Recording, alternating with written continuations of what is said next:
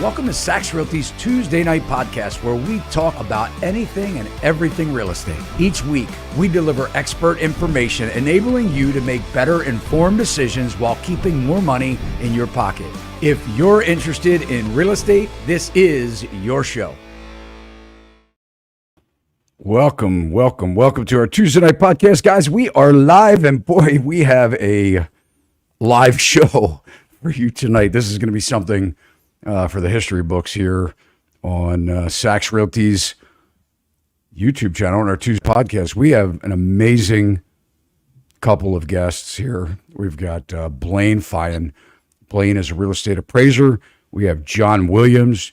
John used to be a realtor in California. You guys know, if you watch our show, we've podcasted together before. I actually with Blaine and John both, but we really have this show tonight is going to be off the hook. And the first thing I want to do is get it out right now in the open, because I'm going to show you guys that house prices are crashing like nobody's business. I'm telling you guys, when we started to say this back in April of 2022, that we saw the top of the market, we saw the peak, we watched the craziness, the madness go out of control, and we saw something happening that we just knew. I just knew it was coming, and here it is. And people were saying, you know what? It's never going to go down. Prices in real estate don't go down. It only happens once in 100 years. That was the great financial crisis. We are watching home prices tumble right here in Maryland. It's happening right now. We had a sales meeting today, and one of my agents who was saying, he was just constantly saying like, oh, it's not going to happen here. It's not going to happen in Maryland. We're too stable. And yes, we are a very stable job market here, but people are tired of paying the prices that for the homes, for the affordability issues that are going on with the rising inflation. We know it's not 3%. And now mortgage rates that are, in a lot of cases, depending on your credit score, over 8, almost 9%. Melissa. Hello, Todd. Here we go. So awesome tonight for this collab. I am super excited, Blaine and John. So grateful to have both of you with us this evening. And Todd, just as you said, I'm even seeing friends in my social media are really starting to chatter about it, and all of your comments that are coming in already. So really looking forward to the show tonight. All right, let's introduce our guests. Absolutely. John Williams. John, I know you've podcasted with Todd before. Tell us a little bit about yourself. Sure. So I was a real estate agent in 2008, right during the great financial crisis. I was an agent in Long Beach. I sold 5 homes in my first 3 months and took the money that I was able to gather from those commissions, about 10 grand in net cash. I moved to LA, got a dumpy little apartment, hung my license in Coldwell Banker in Beverly Hills. I partnered up with a lot of real estate agents over there, a lot of top agents, and did a lot of high profile deals. When Elon Musk got divorced, I represented his house with his ex in 2017. It's public information, so LA Times. Also in 2011, this is a long time ago, when I first got in the business, represented a $10.9 million property from the producer of Saving Private Ryan. And throughout the years, I just saved money, invested. And in 2019, as the social media wave started taking off, I built a following on Instagram and started on YouTube, and kind of stepped away from the agent business and got into e-commerce. And yeah, that's what I'm doing now. Really grateful to have you with us this evening. Thank you so much. Blaine, welcome back to the show. Why don't you tell us a little bit about what you're seeing in the appraisal world right now? Yeah, absolutely. Great to see you guys. Always great to be back on the show. Yeah, things are crazy. As Todd mentioned, the market is going crazy. There are price reductions all over 28 major cities around the country. Prices are falling. They're not falling everywhere, of course, but they are falling, which is something nobody thought would happen, at least in the last 10, 12 years. Blaine, you and I spoke about this, man. We saw it coming a mile away. Yeah, I mean, for sure. You know, if people go back and look at the prior podcast of you and I mean, they thought we were nuts when we were saying it 6 months ago, a year ago, when we were talking about how this is not sustainable. And we're watching, and it's not, in John, the same thing. I mean, we speak about this all the time, and it just doesn't make sense when you look at it from a macroeconomic, viewpoint. it just doesn't make sense. You just can't, when people are saying that home prices are going to continue to go up without some type of wage growth and hyperinflation, right? I mean, like way more than what we've seen right now. We wouldn't even, in order for home prices to make any sense at all, we would have to have hyperinflation 4 or 5 times what we have had already, and wage growth to go up 4 or 5 times as well, because we know wage growth just isn't keeping up. Now we're looking at almost, over, in some cases, over $5,000 a month for a $530,000 home, which doesn't, I mean, it's insanity, right? And, we were just talking about today in our sales meeting, and I want to dive in because I want to talk about the National Association of Realtors before we get things kicked off, because there's a lot of that going on in the news, not just the lawsuits, but it's really coming crashing down. Housing, in every aspect of the market. And, but in our sales meeting today, one of our agents said, do you know anything about what's going on with insurance companies? Because my buyer just settled on a house and has already gotten a letter from the insurance company saying that within the next 30 days, the policy is going to be terminated. And the reason that they're canceling it is because they sent an adjuster out there, and the adjuster said that it needed a roof, and there were some, looked to be like some structural issues with some pillars or spindles on a porch. And for that reason, they were terminating the policy. And here this buyer just closed on the house. And she said, what do I do? And I said, well, you need to find the buyer needs to find another insurance company that maybe won't send out some type of underwriter, right? And that's happening all across the country. But let's just talk real quick before we dive in to home prices and values and things like that. And I just really want to talk about NAR and, what's going on. So, Redfin yesterday, we had a big, they had a big announcement. And basically, they said that they were going to leave the National Association of Realtors. Now, just so you guys understand, the National Association of Realtors has been around. It is the oldest association in the country, well over 100 years in existence. And there's a lot of allegations of the way that they have structured the housing market, like the way they've controlled the housing market. And, it's debilitating for companies to break away from this, 100-pound gorilla, if you will, because what happens is they own the MLS. They have the access, the way that realtors show houses, the access, the actual lock boxes on the homes. So if you're not a member of that, you can't access the MLS. You can't access properties that have electronic lock boxes, and you can't access forms that are very important and critical for a real estate agent brokerage to operate, to be able to put contracts together. And, so Redfin is really upset with the National Association of Realtors. I have other reasons for being upset. But yesterday they said that they are moving to end our support of the National Association of Realtors for 2 reasons. NAR policies requiring a fee for the buyer's agent on every listing. That is a lawsuit allegation right now. First trial to hit October 16th in Missouri. And then a pattern of alleged sexual harassment. I don't really know too much about that aspect of what's going on in the association, but I do want to tell everybody what is happening, where you all should be concerned. Buyers should be concerned. Sellers should be concerned. Agents should be concerned. John, you want to kind of, bring us up to speed? You and I have talked about this in depth, but, let's talk about what is the National Association of Realtors doing right now, where everybody should be concerned and everyone should share this video because of it. Well, Todd, I think this is a lot bigger than National Association of Realtors. If you look at what's happening right now, the UAW strike, you look at what's happening with the Kaiser Permanente strike, you look at all of these different industries that are a collection of millions and millions and millions of jobs. It just happens that there's these big issues, strikes, these lawsuits, all these problems happening. We're witnessing massive disruption and the greatest economic rug pull in American history. It started in 2020. It's ramping up slowly. Over the next couple of years, things are going to get dramatic. And this thing with NAR, they're, Redfin saying it's sexual harassment. Name one big company that has never been accused of stuff like that, right? When you have so many different people inside of one entity, of course, there's going to be accusations about almost everything.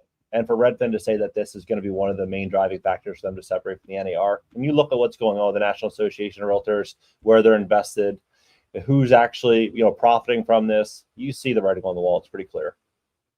Yeah. And we just did a video on this, right? Saturday. And where everyone should be concerned right now is that, and I had to dig for it, but I received an email from a company called Fractional last week. And basically they said, hey, we're backed by the National Association of Realtors, Will Smith, Kevin Durant, and numerous other companies.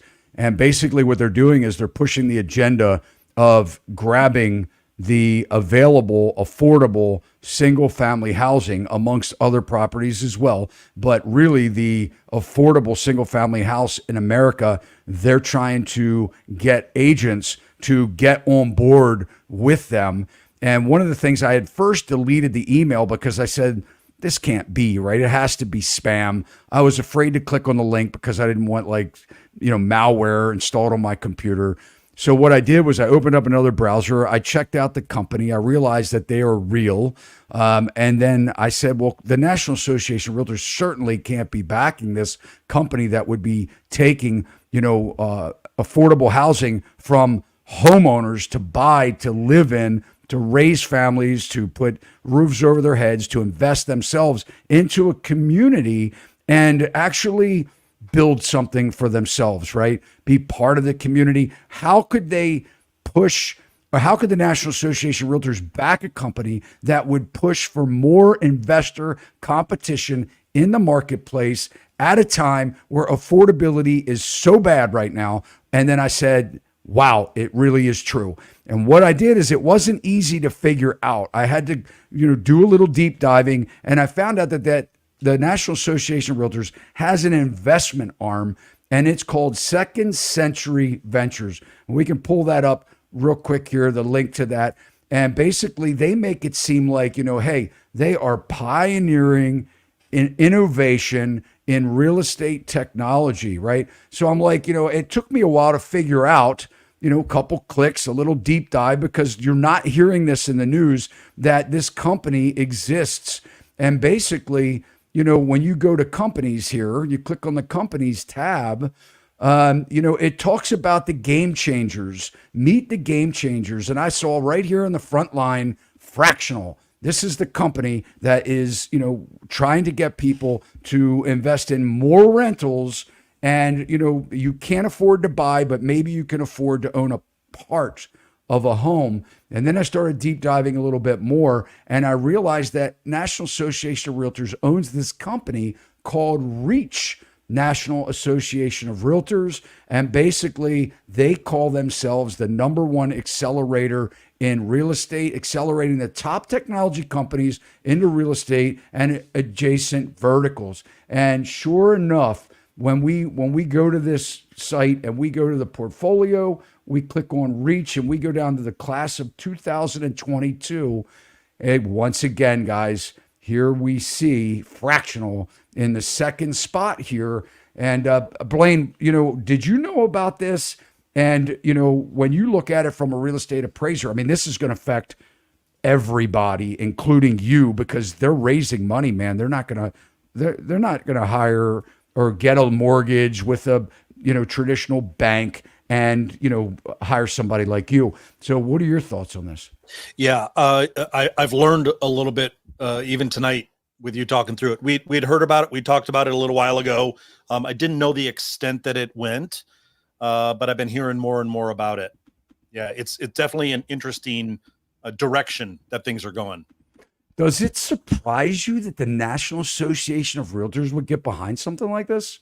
It doesn't surprise me. It may surprise a lot. I mean, I've been doing this for almost 30 years, as an agent first, then a lender, appraiser for the last 22 years. So I've been paying NAR dues for upwards of 30 years.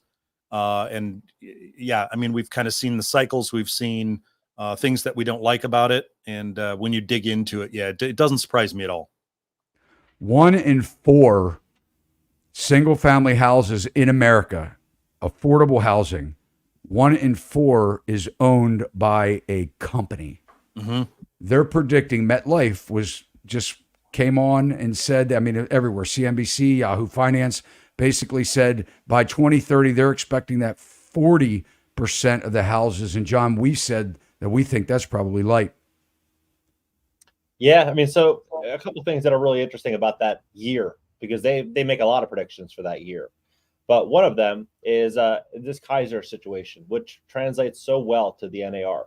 So Kaiser, they have 75,000 nurses, right? 13 million patients.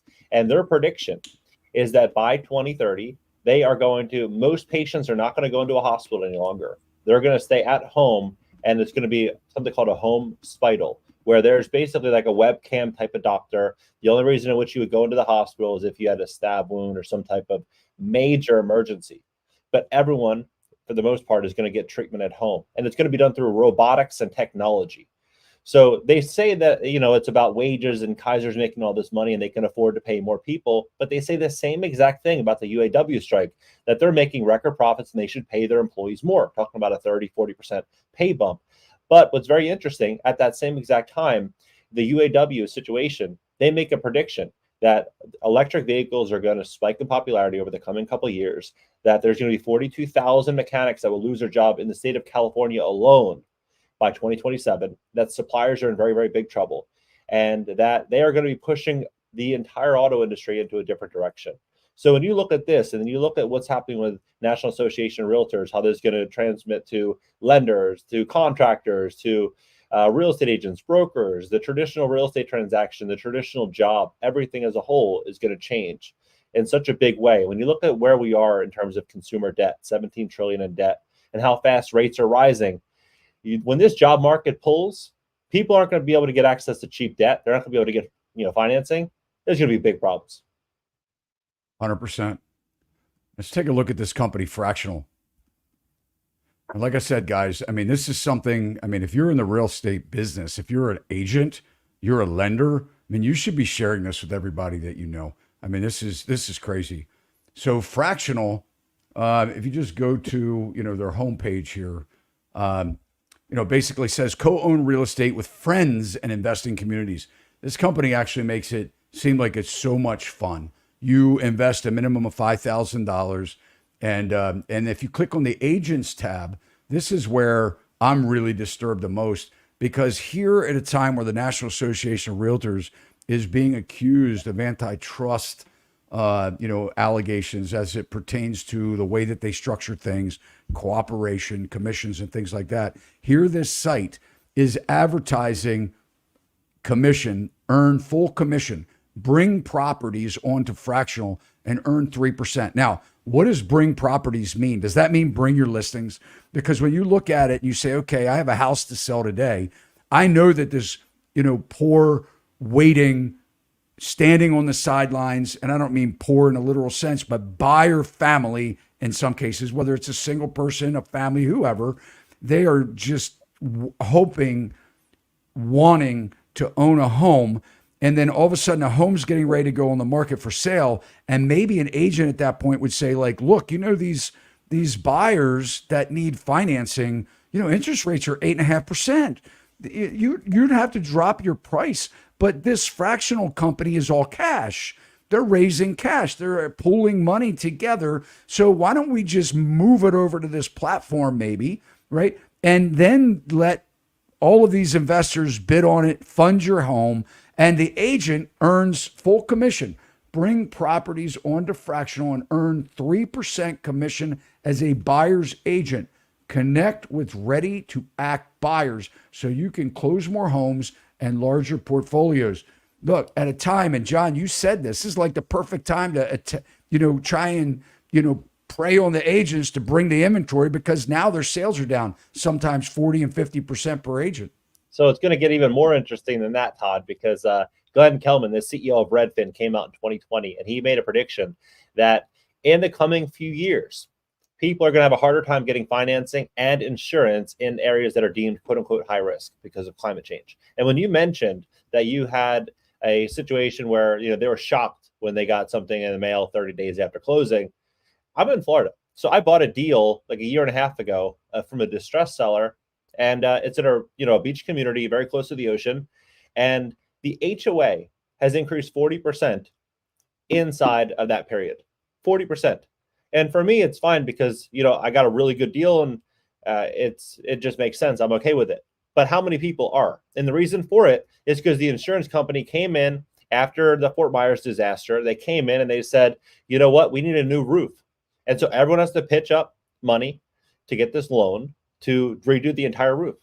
Now you start to think about that. The only way in which you opt out of that is having no mortgage on your property, because you have an obligation to the lender to have an insurance policy to substantiate the loan in which they're going to lend on that property.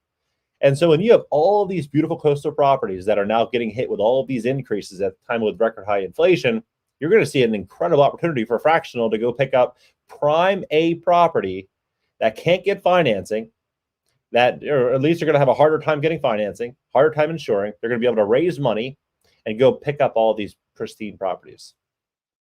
Yeah. Well, you talk about HOAs.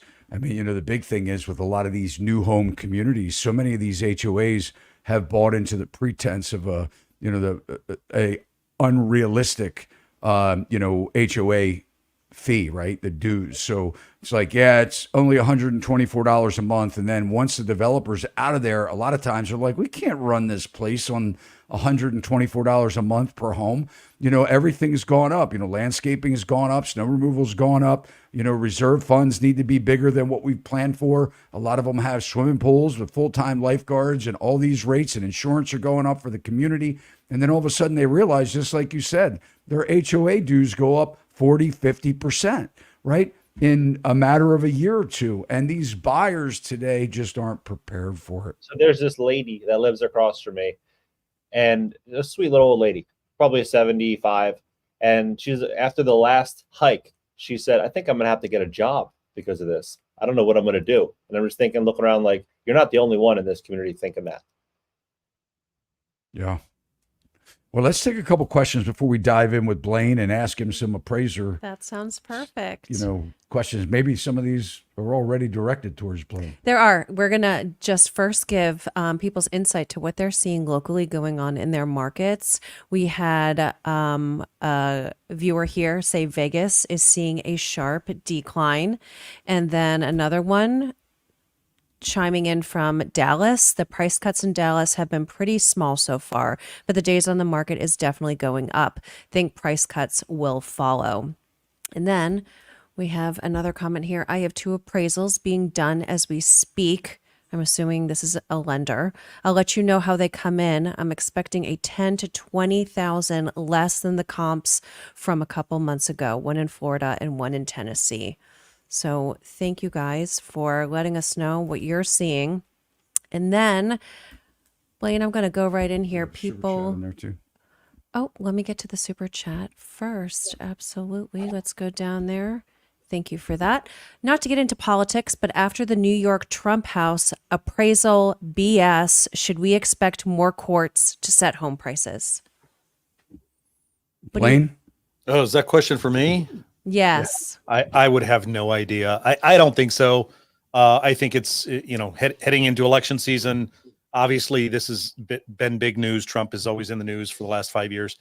I don't think it's something that's going to take over. No, not in the near term. How about when you're dealing with more like judicial type sales? Yeah, it does happen. Even then, with judicial type sales, they typically go to the open market and they order an appraisal. Rarely does a judge, most judges don't believe they have the market data and wherewithal to be pricing homes. So they'll typically farm that out to the professionals. Yeah. I mean, I was recently brought on as a witness to property value. It was a broker price opinion. I mean, the judge didn't determine the the value, but the judge was determining whether they thought my valuation was right or wrong.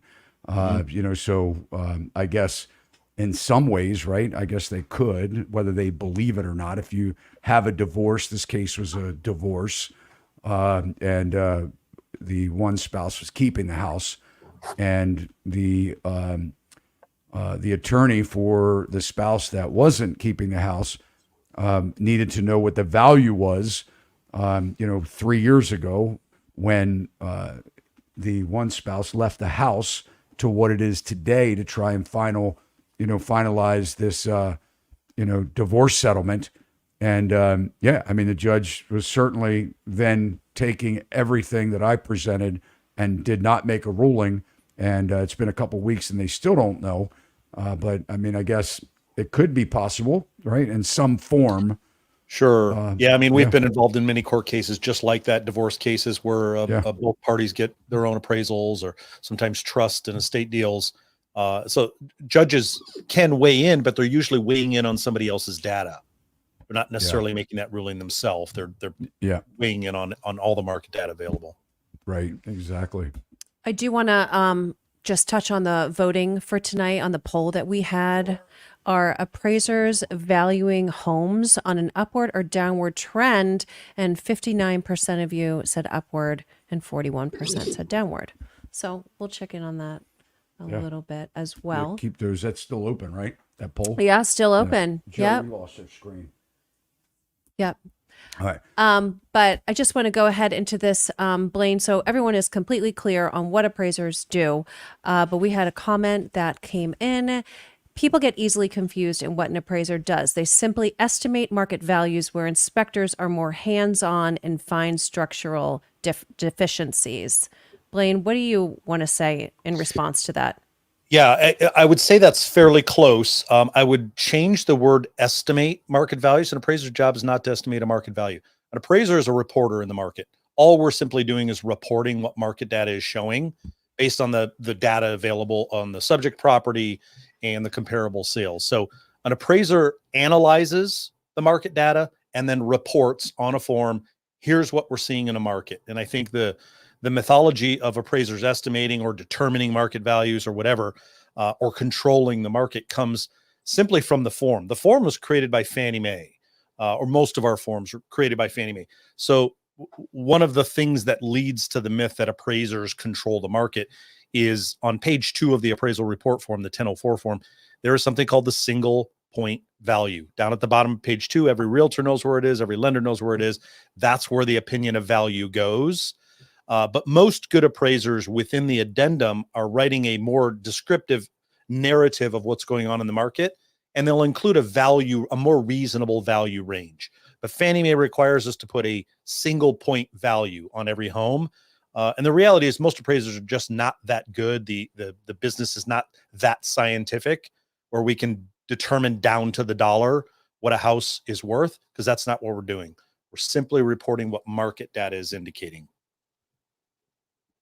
Well, thank you. Thank you for being very clear on that. Yeah. We did have another question here. I mean, people were giving their thoughts on the prices coming down, price reductions. Maybe they're not seeing it. We had Brad here say, where are all the price reductions?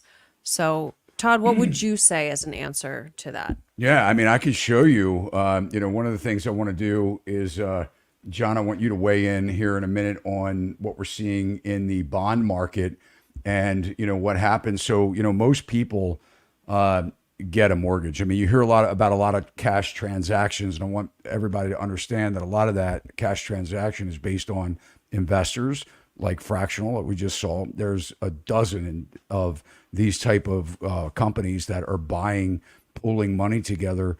40, I think it was 40% of Arrived is the Bezos-backed company. Jeff Bezos backed a company called Arrived Homes.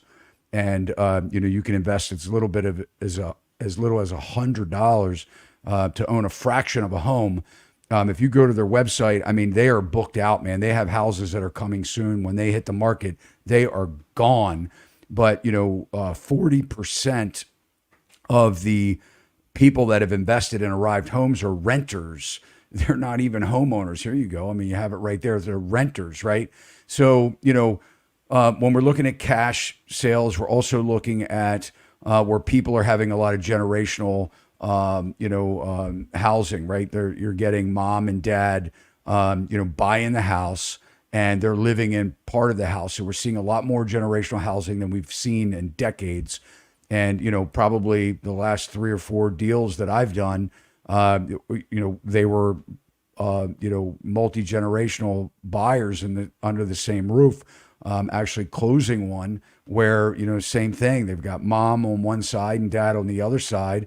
And, it's a big home, but, it's a cash transaction. It went from a finance deal to all cash because interest rates are so high. And one of the parents said, hey, we've got the money. We'll just use the cash instead of spending a jumbo loan. In this case, 8 or 9% mortgage, let's just pay cash. So a lot of what we're seeing is it's not being reported in the right light. Most of the people that aren't buying, most of the people buying right now could be cash buyers for those reasons. The ones that are wanting to buy, the ones that, these first time buyers especially, they're the ones that don't have the money and are affected most by the interest rates. So I do want to get to John addressing like why mortgage rates are up and, what's happening. But let's go ahead and look at the MLS because I think this is important. Now, this is just, I'm going to share my screen here. Joe's going to help us out.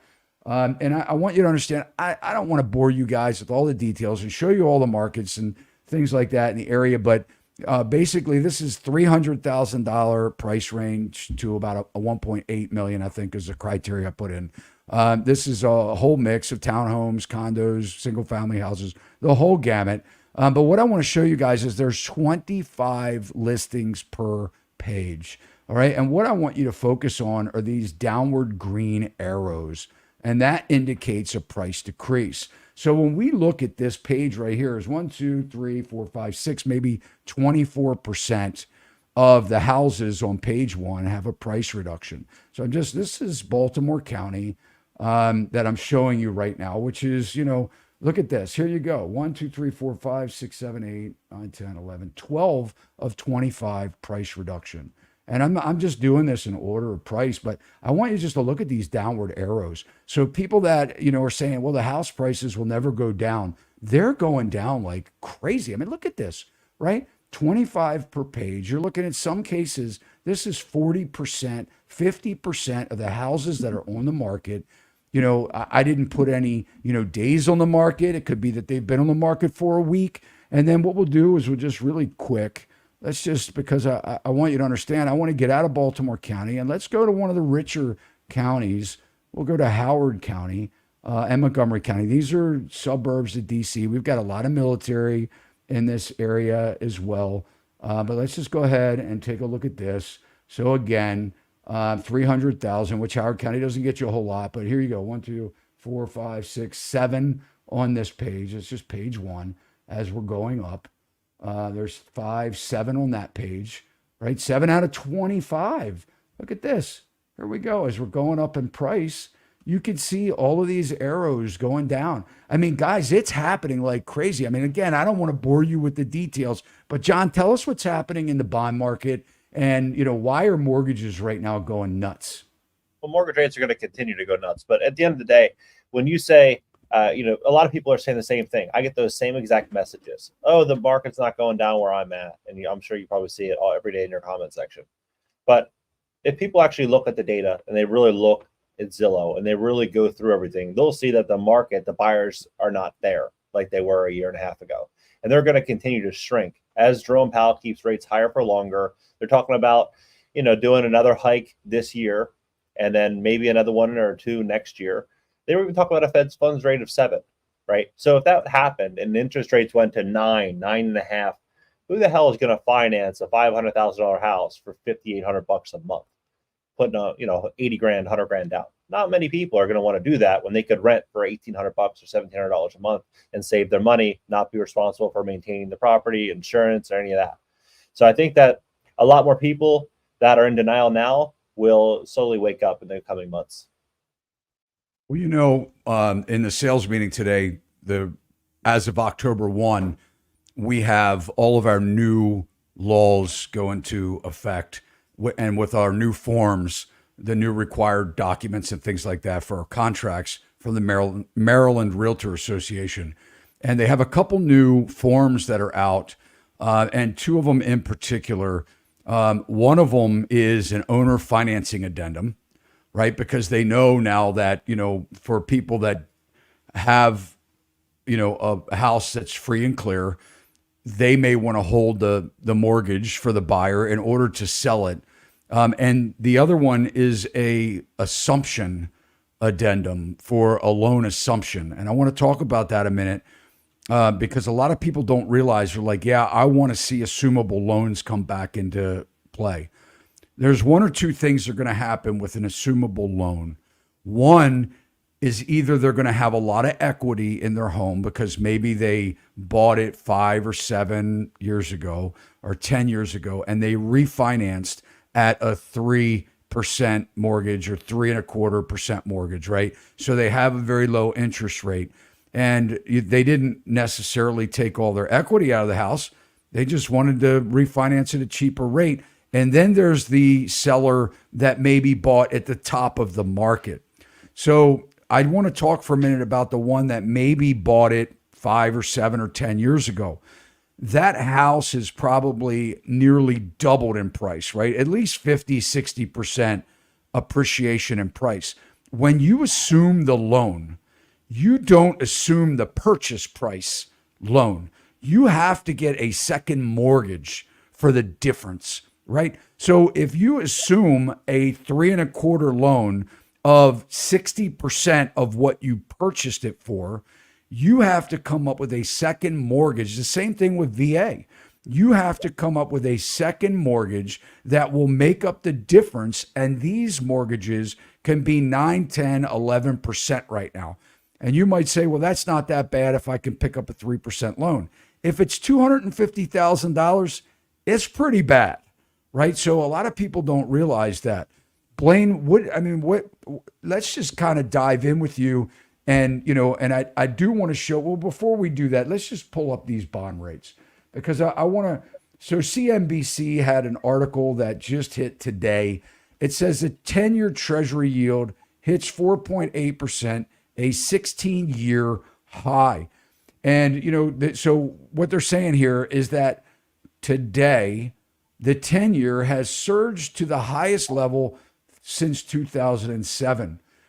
And the other thing I want to do here is kind of talk about these mortgage rates, because a lot of people, Joe, if you could just pull up our, Google average rates here.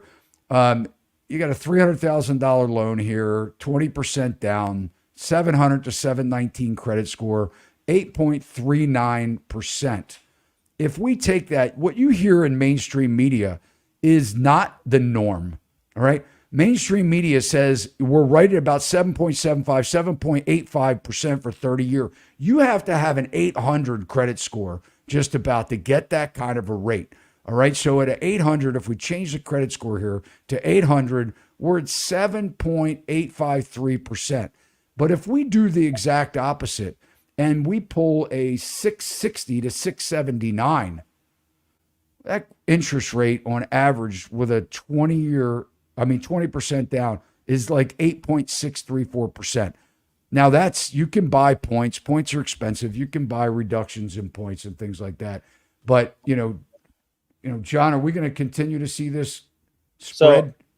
So I own greatcreditfast.com, and the average credit score in America is a 698. That's the average, right? My prediction is that number is going to be coming down over the coming 90 days. And the reason that I say that is 2 days ago, on the 1st of October, student loans became due on 44.5 million borrowers, average payment about $500 a month.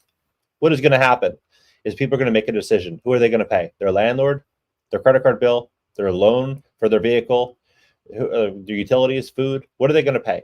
Something's going to give, because the average consumer, 4 out of 10, they don't have $400 in the bank. How are they going to make that payment every single month? So as we start to see credit scores fall, it's going to get harder and harder and harder to get a loan.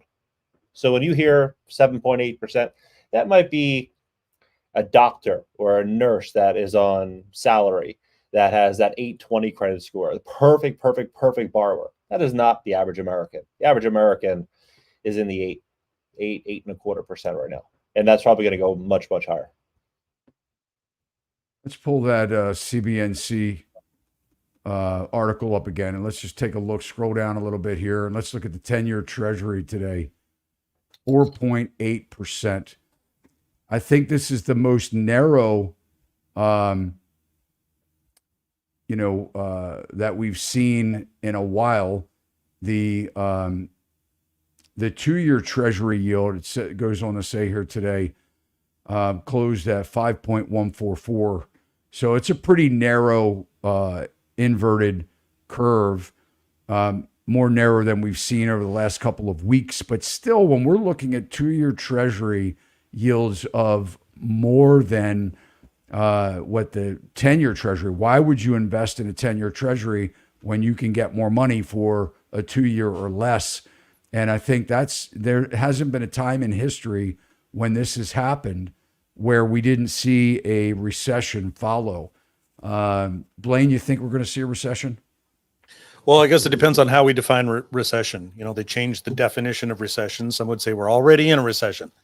And I think I would tend to agree. But yeah, I think we will.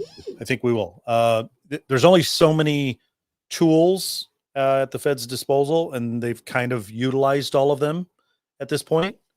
So I think it's a foregone conclusion. And by the way, guys, we have Blaine and John's information in the show notes. If you are interested in booking a time with John on his, credit repair business, that link is below. You could schedule a time with him. I think one of the most important things right now, and John, knows this more than anybody because he talks with people every single day about this, is that if you want the best rate and you're a buyer sitting on the sidelines and you're hoping for prices to come down and you may get your wish here real soon, we want to make sure that you're prepared. So John's offering up a free consultation. You can book a time with him, and greatcreditfast.com is his site here. So cruise on over, check him out, but also visit both Blaine and John's YouTube channels. Subscribe to them. They are giving up some great information that you guys are going to need to navigate this market. But anyway, let's go ahead and dive in and ask some appraisal. Let me say one thing about credit scores. So the average, as I mentioned, is 698. But if you have one late payment, just one, it will sit on your credit report for 7 years, and it could drop your credit score 180 points. So if you have 1 or 2 issues on your report, if you ignore it, it's going to make it very, very challenging for you to invest or do anything during this, what I think is going to be the greatest rug pull that we've seen in the real estate market in many, many, many years. So if you want a free strategy session, consultation, you have questions, or you have a situation in which you don't even like to go to Credit Karma, or you don't like to log in and take a look at where you're at, don't ignore it. Face it, book a call. I would love to give you some free information, put you in the right position to navigate, I think, the greatest opportunity to make money. Absolutely. All right, let's go to the questions. Okay, sounds good. So we're going to start with this one. I work as a driver, and I am seeing many subdivisions that have stopped. Other constructions have signs, but they seem to have been suspended for the moment. What do you think about this? Blaine? Sorry. Trying to understand the question. Many subs that have so they've stopped building in the subdivision, he's saying? Yeah, that's what it appears to be. So they have, so when he works as a driver, he's seeing many subdivisions that have stopped, I'm assuming stopped building. Other constructions have signs, but they seem to have suspended building for the moment. What do you think sales about are that? down. Yeah. Sales are down. So, and a lot of people are canceling their contracts. I mean, that, it's unbelievable amount of buyers that are backing out. They're having remorse. They're watching, a lot of them, when you sign on with a builder, they may, lock you in for a period of time for your loan. But not all builders are offering, rate reductions and things like that as incentives to get you in. Lennar, I just saw, is having a nationwide sale. They're offering, in some cases 4.99%, financing. And, they're buying down your note, but you have to be careful and make sure that it's a fixed rate mortgage, not an ARM, not an adjustable rate mortgage that after you get in there, maybe you have it for the first, several years, and then they're banking on you refinancing or being able to refinance. I don't think that's going to be possible because two things. One, you have to reappraise and you have to have the equity to refinance. And number two, it's expensive to refinance. They don't tell you about that. You have to, pay more to refinance. And if you're not going to be there but another 5 years, when you're refinancing, it doesn't make sense to do it. So depending on whether you're planning on staying there for 30 years, which most people don't, really it's in my opinion, it's a little predatory if it's not a fixed rate or a lock-in. But we're seeing where people are just backing out. Buyers are just like, I don't care about my deposit. I'll lose my deposit. Take me to court. Sue me. You're not going to get anything from me. I can't move forward. And, I think we're seeing this with a lot, not just new construction, but existing home sales also. But that's why we're seeing these communities stop. The other thing I'll add to that, and tomorrow, it looks like, I don't know, can I mention it yet, you think? I think you can. Yeah. We're going to be interviewing Melody Wright, and she's been going out and going to these communities and seeing firsthand. She was in the mortgage business back in the crisis, great financial crisis, and on the a really unique side. I'll save her story for our podcast, but she's actually been traveling, her service is going to these communities, and we're not hearing about the shadow inventory that's out there. We're seeing subdivisions where there's 160 homes for sale, but there are only 7 on the MLS. So, hundreds of homes are not being reported. So, of course, everyone's thinking that we're in a shortage, and, it's just not true. And a lot of that, too, is going to be this Airbnb business that's going to come online really soon as their insurance rates and taxes and, cut in, sales and bookings and rates are coming down. It just doesn't make sense. So I believe personally, we're about to see a rush of inventory by the first quarter of 2024 that's going to rave havoc on home prices and people that bought in the last several years or have refinanced and taken all their equity out. But Blaine, that kind of leads me into a question with you, man. When you're appraising, you and I have had, I don't know, this is probably our 4th or 5th time together.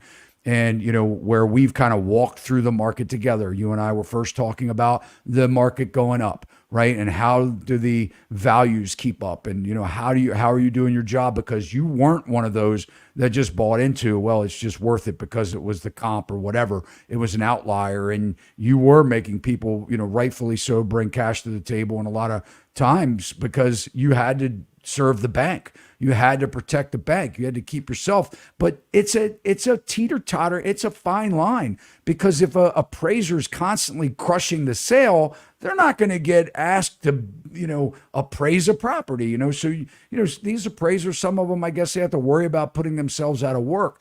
But when you and I were talking about the rush that was going on, the gold rush, and how are you appraising these houses and seeing 20, 30 price, or percentage, price appreciation year over year, how are you keeping up with that? And you said, well, you have to look at the trend lines and they're going up, but now the trend lines are coming down. So when you're looking at properties, trying to do a couple things, right? Not kill the deal, but still, make sure that you're protecting the bank and the bank's investments. Are you seeing now a mindset, or are you starting to get a mindset and your colleagues getting a mindset for a downward trend?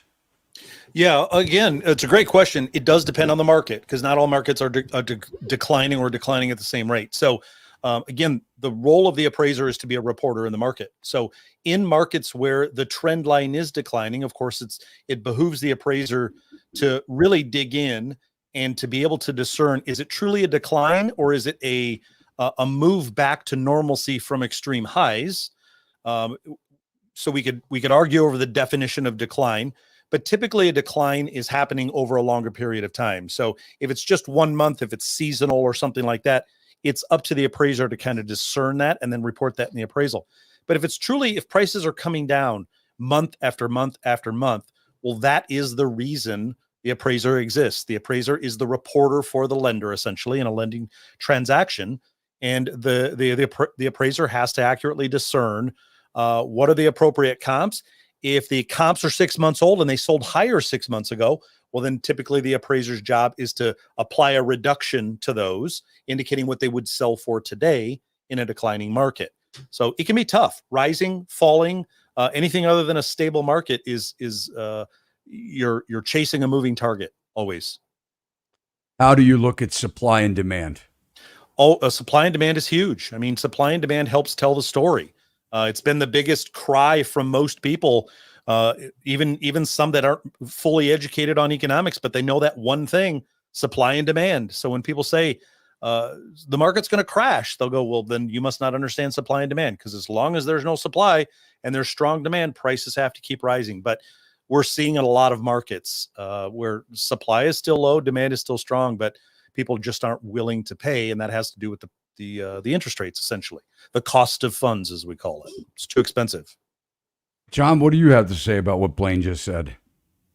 My opinion on the housing shortage is that it's one of the biggest scams that have been sold to the American people over the last 5 years. And the reason that I am saying that, if you look at a couple things right now, home construction 50-year high. We're approaching a 50-year high.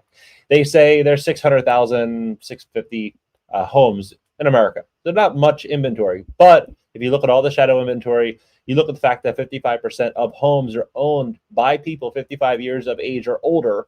They own these properties. They had a retirement plan.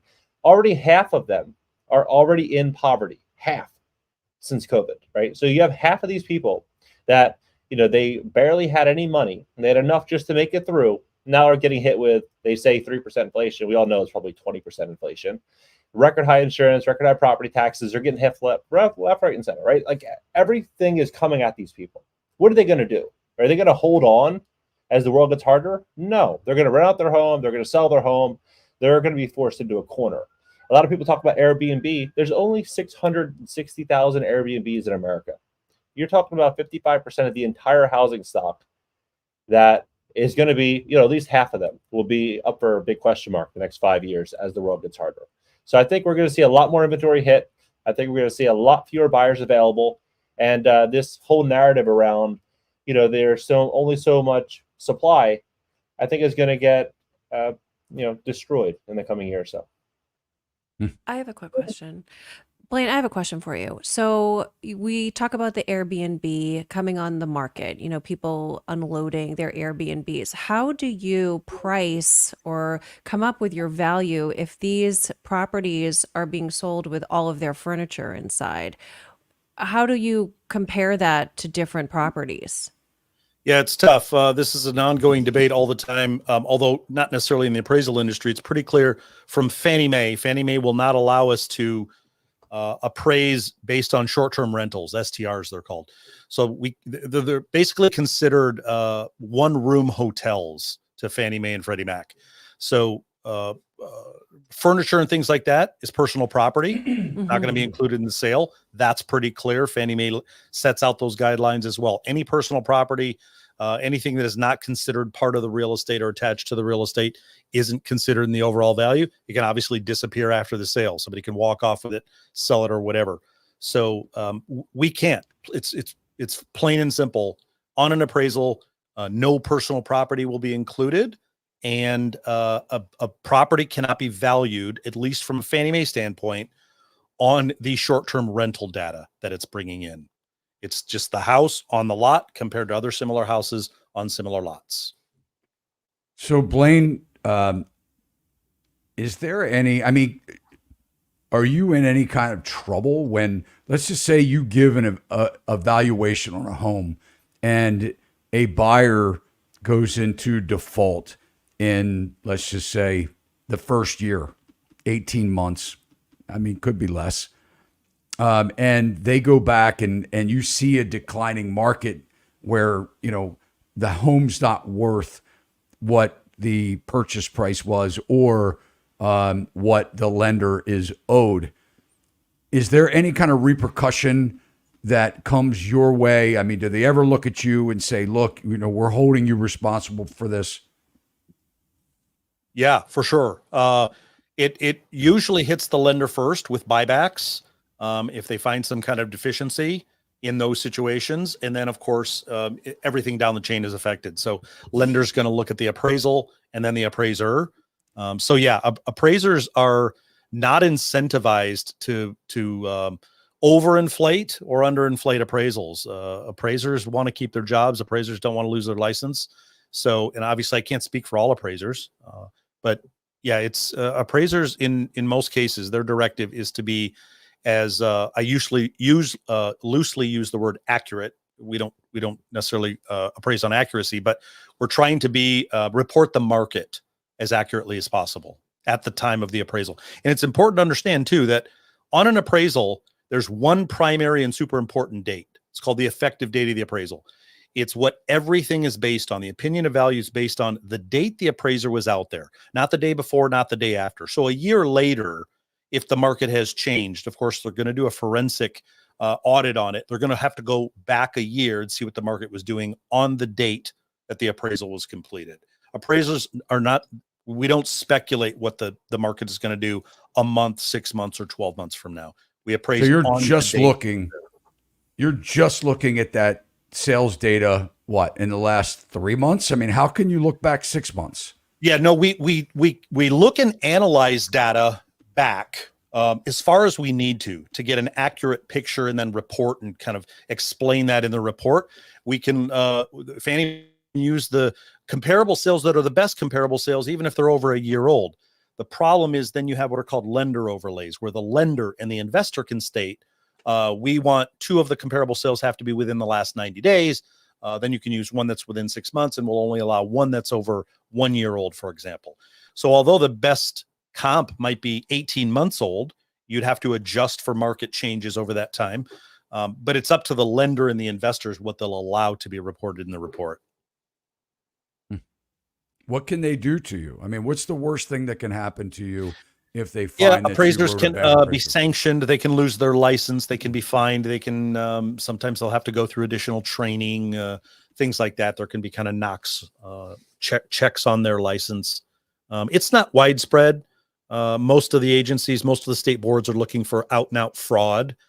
Comps made up out of whole cloth, houses that don't actually exist. Fraudulent deals, backroom deals, that kind of stuff. But it's growing now as the market has slowed down, where Fannie Mae is looking into some of the appraisal practices and some of those buybacks. Well, I mean, how long have you been in the business? 22 years as an appraiser. Yeah. So over the last 10 years, you haven't had a whole lot to worry about. Right. I mean, we've been in an appreciating market for the last 10 years. Yeah, the market Since data has been pretty 2013. solid. Yeah. So, I mean, what do you remember the most from the great financial crisis as far as, so going back and having that kind of experience in the last heyday where we saw the peak back then in like 2006 and watching the market disintegrate at such a fast pace? I mean, look, there were a couple of things that were happening. The inventory was tight back then, right? It was supply and demand back then. It was tight. You had not just, everybody wants to say it was subprime fallout. That's not true, right? It was, it was basically what the government is assuming now is risky loans. When you look at, in greater part of 40, 50, 60%, you could say, of the loans that the government has underwritten, right, through FHA or VA, right, is kind of questionable credit scores that that an investor other than the government may look at that and say, there's no way I'd touch that loan for 4%, because these are vulnerable buyers. Now their debt is high. Their credit score wasn't great in the first place. The only difference between now and then is that really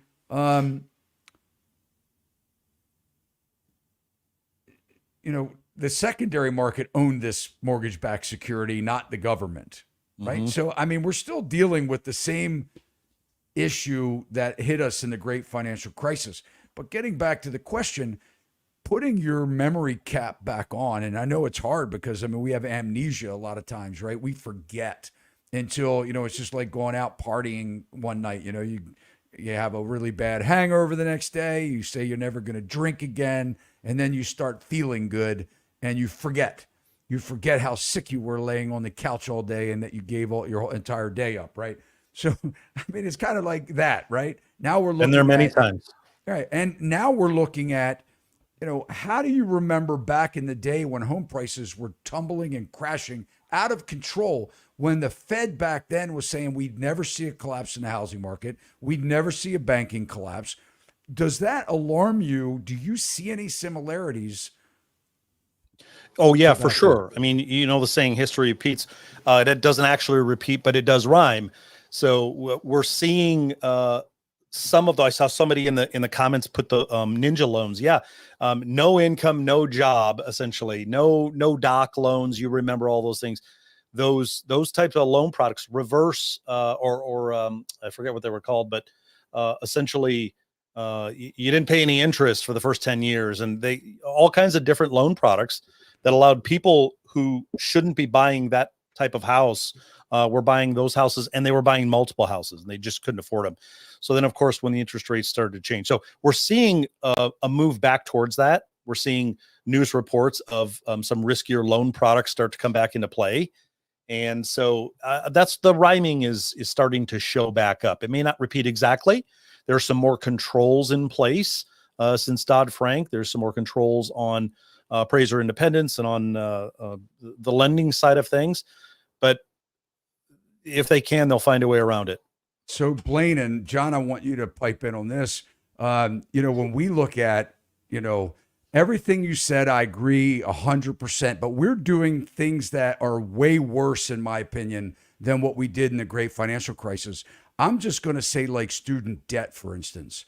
I'm going to talk about medical bills, right? I'm going to talk about, burdens to borrowers that the loans are being written without considering this debt, right? So we had a lender today said, yeah, well, there's two different models that we can pass this through, right? If we pass it through the one model, we can get it done. If we pass it through the other model, no, we can't get it done. Because, you're looking at student loans that were supposed to start in October. And then Biden says, well, I tell you what we're going to do. We're going to give you a ramp up period. You pay your student loan, ramp up over the next 12 months, pay what you can, whatever. We're not going to allow these people to ding your credit, right? And I mean, so they're allowing people to buy things that if you add this debt back in that is real, they would no longer qualify for the loan. I mean, John, is that what you're seeing? I had a lady apply for an apartment about a year and a half ago, and she's like, I can afford the apartment because I don't have to pay student loans. And I thought, this is the world we live in today, because there's some type of moratorium or protection. She now thinks she has all this extra money. The same thing went with people buying cars they couldn't afford. Average loan payment on a car, 125% loan to value. So you start to look at all of these trends and patterns. It's all bad news for America and for the average consumer. And not to mention, Blaine, so let's discuss what happens when someone is not paying their mortgage, they're delinquent. I mean, you and I know, we've been through these, right? I mean, you and I mean, we've been around, man. What happens when people fall behind in their mortgage, in their loans, period? They are in debt. They start to give up. And it's not because they want to give up, but they just don't have any option. What happens is their credit lines are taken away from them. Their credit cards are maxed out, or maybe they had a little bit of extra money, but the credit card company said, well, you're falling behind, so we're going to take this extra credit that you have away. And we're going to charge you 24% interest rate on the debt. And now you're in a home that you can't afford to fix things, right? So life starts to happen. You start to fall behind. The last thing that's really taken from you is your home, because over the last 3 years, we've had all these workouts, all these forbearance plans, and they've been able to stay in their home for years. And if you can remember back in the great financial crisis, we've had people that, we've had people that, basically stayed in their houses for up to a decade, right? And didn't pay anything. The banks had to pay their insurance. They had to pay their taxes, because don't pay your county tax bill, and they'll take your house no matter who the lender is, right? They will take first position. But Blaine, when you're going out, and I had a lender say this to me today, they said, we're not really concerned about the solvency of the borrower because they have so much equity in their home. If I had a nickel for every time I heard that, even back in the great financial crisis, give me a freaking break.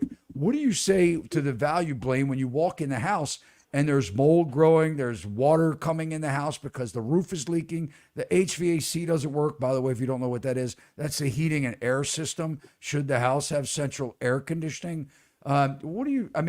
Speak to that. Are you concerned that we're going to see that? Oh, for sure. Yeah, it all plays into it. Now, I will say to that point, what we saw in 08, 09 in the GFC, the financial crisis, was a very strange, almost apocalyptic scenario where you would go appraise foreclosed homes, and it was almost as if there were still pots on the stove. Like people just left the keys on the counter and walked out. They lived there for a year, no payments due. They knew they were they were going into foreclosure, and they just basically said, we can't do it anymore. But, prior to that, 10 years prior to that, we all in the business, foreclosed home meant a dump, something that had degraded. And, of course, those are still out there. But yeah, the 2008, 2009 financial crisis kind of changed all that, because all of a sudden investors were walking into houses that were foreclosed, and other than maybe some copper missing or a missing furnace that was torn out at some point, the house was in pretty good condition. So I will say, if we see that again, if we see that kind of the same scenario rhyming as it did in 09, you may see houses that aren't dilapidated at all. There's people who've put money in. There is equity. They've potentially refinanced, taken some of the equity out, and remodeled the house. Then they get into trouble. Then they end up walking away a year later. So there will be that kind of inventory hitting the market. I've never seen it. Blaine, I've never seen it. I've been a real estate investor too. Involved in hundreds of deals, right? I have never seen a foreclosure that I've walked in that wasn't a train wreck. Okay. I'm telling you, there's a lot of them out there. They're going to stay there. They're going to stay there until the house is no longer safe. In 08, the bad thing about it, the reason it took so long was because all of these mortgage companies, these lenders, the ones that were holding the paper like Countrywide, their boxes, look, the paperwork was a mess. They had first and second mortgages on all of these houses, and they couldn't foreclose on the first until they made a deal with the lender on the second. But worse yet, they couldn't even find the original note. Yeah. They couldn't find the original paperwork. I know people that have stayed in the house for 7, 10 years before they were kicked out. They That's didn't crazy. fix anything, man. They knew they were on a free ride. They knew that they weren't paying anything, and they were banking cash. That was it. They let that house fall down around them. Now, if you're going to get somebody that's going to, not go try and do a short sale route, because that's the deal. You're going to be months of not paying your mortgage payment before the foreclosure is going to start. Now, the question is going to be, I think the answer to what changed from back then was that banks can actually foreclose faster today than they could back then. The problem is the government doesn't let it happen. Right. Absolutely. So that's what's extending it. That's what's extending it. Yep. Blaine, what Agreed. market are you in? Blaine? Sorry, did you say something, John? Yep. Can you hear me? Yeah. We can hear you. I think he was asking what market you were in. Oh, I'm in Michigan. Hey, Blaine, can you hear me? Yeah. Okay, great. What market are you in? I'm in Michigan. What is the average home price right now in your market? Average home price, I think, 365 or something like that. What was it in 2000, right before the GFC? Do you remember? Yeah. Before the GFC. No, I wouldn't know exactly then, but it was Like around the peak? 220, 230. Yep. So a lot Yeah. of people, they have this belief that the GFC home prices were $1 million. They were. They were a lot less in most markets than they are right now. And the consumer, I feel like we're in more like a silent depression. Nobody talks about it. Nobody wants to say anything about it. But a used car, just for context, a used car in 2007 was $7,900. $7,900. The average car payment right now on a used car, $590 a month. So if you think about it, the average term, 60 months, you could buy four used cars with those payments. Well, you could buy one car for right before the GFC, right at the GFC. Home prices were a lot less back then than they are today. Cars were less, food was less, utilities less. Yet wages have fallen 4 years in a row. So I think we're in a period right now where you go outside, everyone seems completely fine. But I feel like due to the media, due to social media, due to everything, they're kind of asleep to where the average consumer really is right now. Yeah, agreed.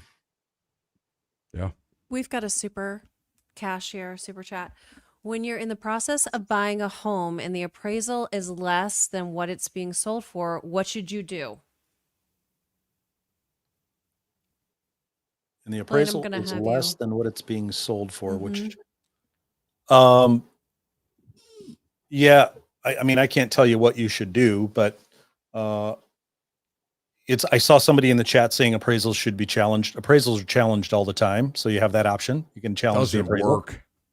It is very tough to Doesn't if the work. comps are good. I mean, if the appraisal report is good, but yeah, it's tough. I mean, most home buyers, I know it's tough to if you're the buyer and you want the house, it's tough to adopt the position that the appraiser might actually be helping you if the appraisal comes in lower than sale price, because they're basically saying, go back to the negotiation table and see if you can get it for less, because the comps aren't proving that it's worth what you're paying.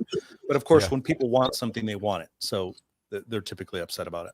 Yeah, 100%. And Blaine, I mean, I know, you gotta, you're not really acting as the agent in this situation, but we love in some cases when that happens, right? If I'm representing a buyer and, we're getting an appraiser saying, hey, you're overpaying for this house, a good agent working for the buyer is going to step into, play. Number one, they have a problem. The seller has a problem because they have to risk now, especially in this market, putting the house back on the market. They don't want to do that because it never looks good when that happens. And they know they're overpriced. And the chances are the listing agent knows it's overpriced. I mean, I get listing agents all the time say to me, they're like, oh, yeah, I know, yeah. I had an agent call me today and said, hey, look, you showed a property of mine a week ago, and I was just kind of curious about your buyers. I'm like, yeah, we didn't even go inside. We looked at the pictures, but the buyer actually wanted to see the house, the lot, and things like that. And, it wasn't even worth going inside. He goes, oh, my gosh. He goes, could you just tell me what you would list the house for? And I said, man, I'm kind of embarrassed to do that for you because you want like $550 and it's probably worth like $350. So you're hundreds of thousands of dollars. I was looking at a house yesterday or Monday. It was listed for $4 million. They had done a $50,000 price reduction. And the house, the agent still said, we're about $400,000 overpriced. Thinking to myself, well, what the heck are you doing with the listing, right? Because how do you hit a market and reduce a price like that so drastically? And I think that's what we're seeing here, guys, is that it's so disconnected. And so the agent was trying to have a conversation with the seller to tell them that their house is overpriced. And get this, the seller said, yeah, but nobody's looking at the house. So why drop the price? What? Yeah. Like, that's why nobody's looking at your freaking house. Think about this, right? So it's like there's this huge disconnect going on right now. And this is the narrative that you're not hearing. You're not hearing these boots on the ground conversations. So when I'm telling you prices are coming down, it's because I'm hearing it. I'm seeing it with my own eyes. I'm hearing it from the listing agent when I'm on the buyer side. I'm hearing it all around, watching the properties, and I'm like, this property, these people are nuts. And what happens is it's only a matter of time. So the seller has two options here, right? When you're looking at this, Charles, and we appreciate you. And, we love the fact that, and we hope we're giving you good value, but you two options for the seller: drop the price or the deal's done. That's it. Yeah. No deal. No deal. Should you overpay for a house that doesn't appraise? My answer is no. Well, Todd, it's important to point out too, not all appraisers do this, but a lot of good appraisers will. When we're struggling, we've got a sale price where we look at it. And people need to understand appraisers we don't wake up every morning looking to kill deals. It's very stressful. And as you mentioned early on in the show, it can lose the appraiser business. We're not incentivized to make deals work. That's not our job, but we carry the stress if we can't support it. So a lot of good appraisers, when we know that the comps aren't there, we will reach out to the listing agent and we'll say, hey, maybe I'm missing something. You got any off-market sales? Can you send over your CMA? That's the market analysis they did to price the home. And we will hear, just as you said, a lot of times the listing agent will come right out and say, yeah, we suspected this would happen. We suspected it wouldn't appraise. We knew we priced it high, but we knew there were people who were going to bid on it. So it's like they already know that the comps aren't there to support their sale price, but a lot of buyers bring cash. Blaine, I learned a lot from you over the last several years, right? And I've been in the industry for a long time. I mean, I started in construction, building houses back in 1989. I mean, that's a long time, right? Prior to, the great financial crisis, I believe that there probably was a lot of manipulation in the marketplace, right? And, lenders weren't regulated like they are today. And they would call their special group of appraisers, and it seemed like everything appraised, right? Where do you need to be was kind of like the mentality, right? They had their guys. And, the thing is, now I just had an agent not like a week ago said something to me, and I was like, she's like, well, did you go to the appraisal? I said, no. Didn't go to the appraisal. And you and I talked about this one too, because, Yep. and I want to talk about it because I did have a problem, not an appraised value problem, but I had a problem with the bedrooms when we were talking about bedrooms. You remember that a couple weeks Yeah, ago? I do. But anyway, the agent said to me, did you go to the appraisal? And I'm like, no, I didn't. And she's like, what? I never miss an appraisal. I'm like, okay, well, what do you do at the appraisal?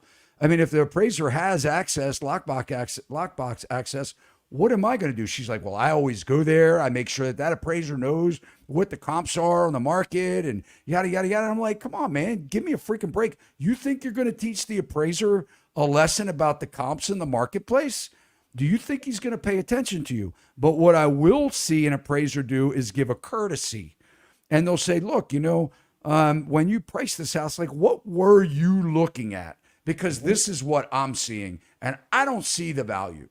Right. And I want to give you the opportunity to show me that maybe I'm missing something. Right. That's the courtesy that we get sometimes from an appraiser if they can't find the value that the agent hoped for. Right. Or That's right. saw something different. But there's very little going to happen.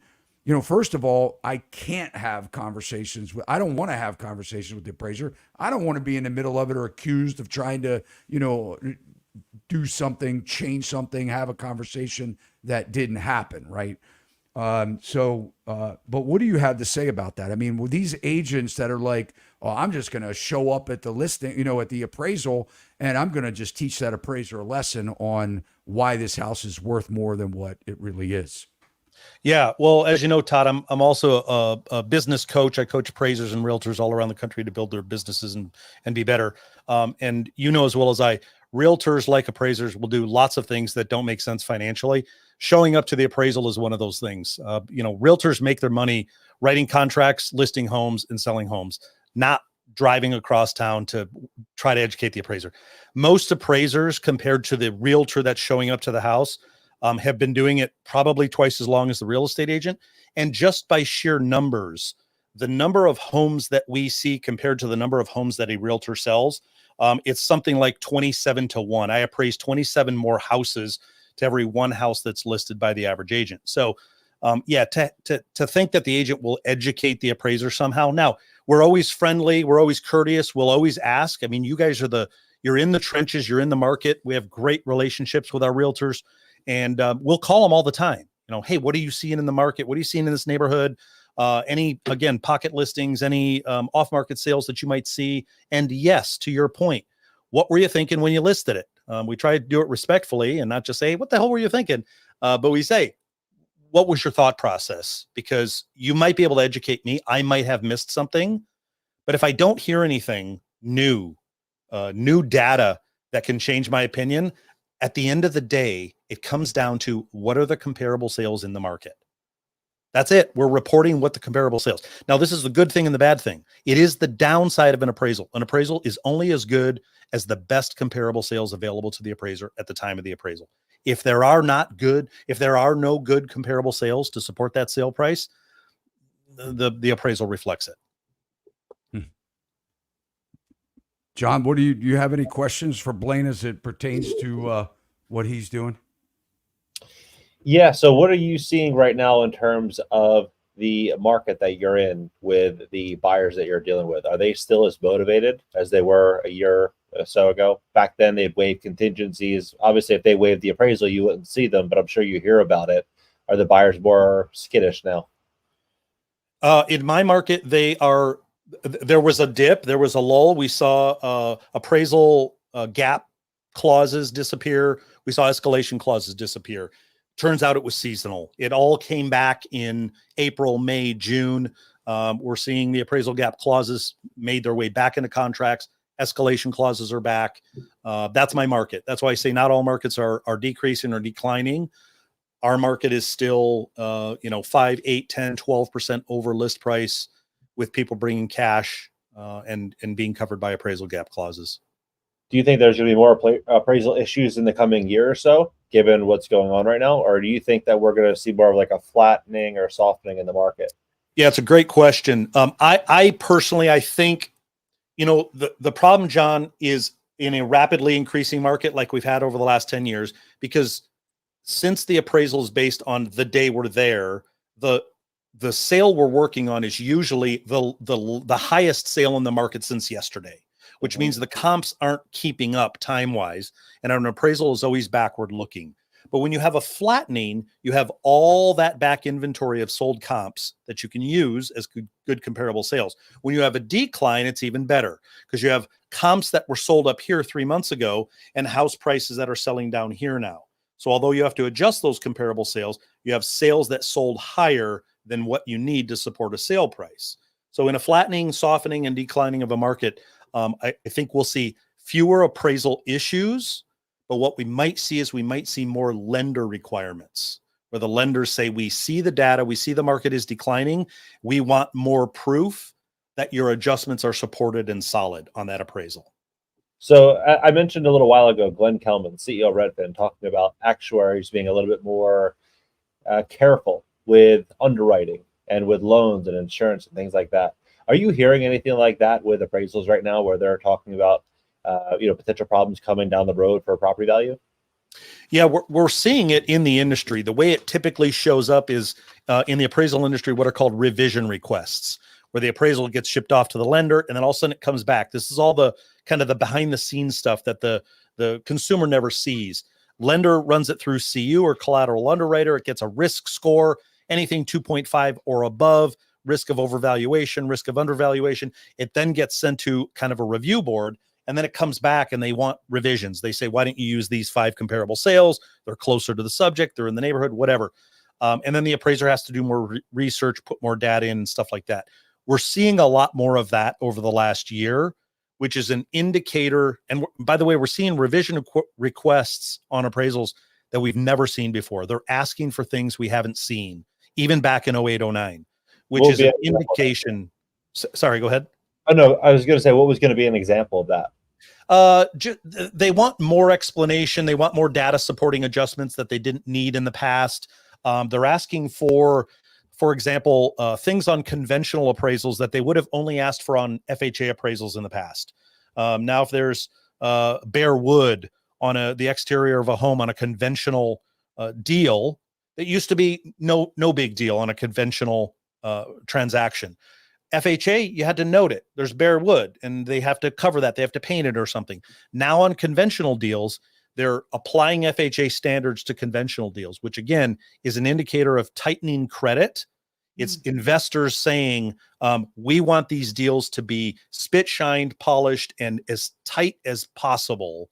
So we're going to ask for everything under the sun to be noted, documented, and supported with market data. Yeah. And Blaine, we just had this happen. A conventional deal loan. I was the listing agent. The appraiser went out.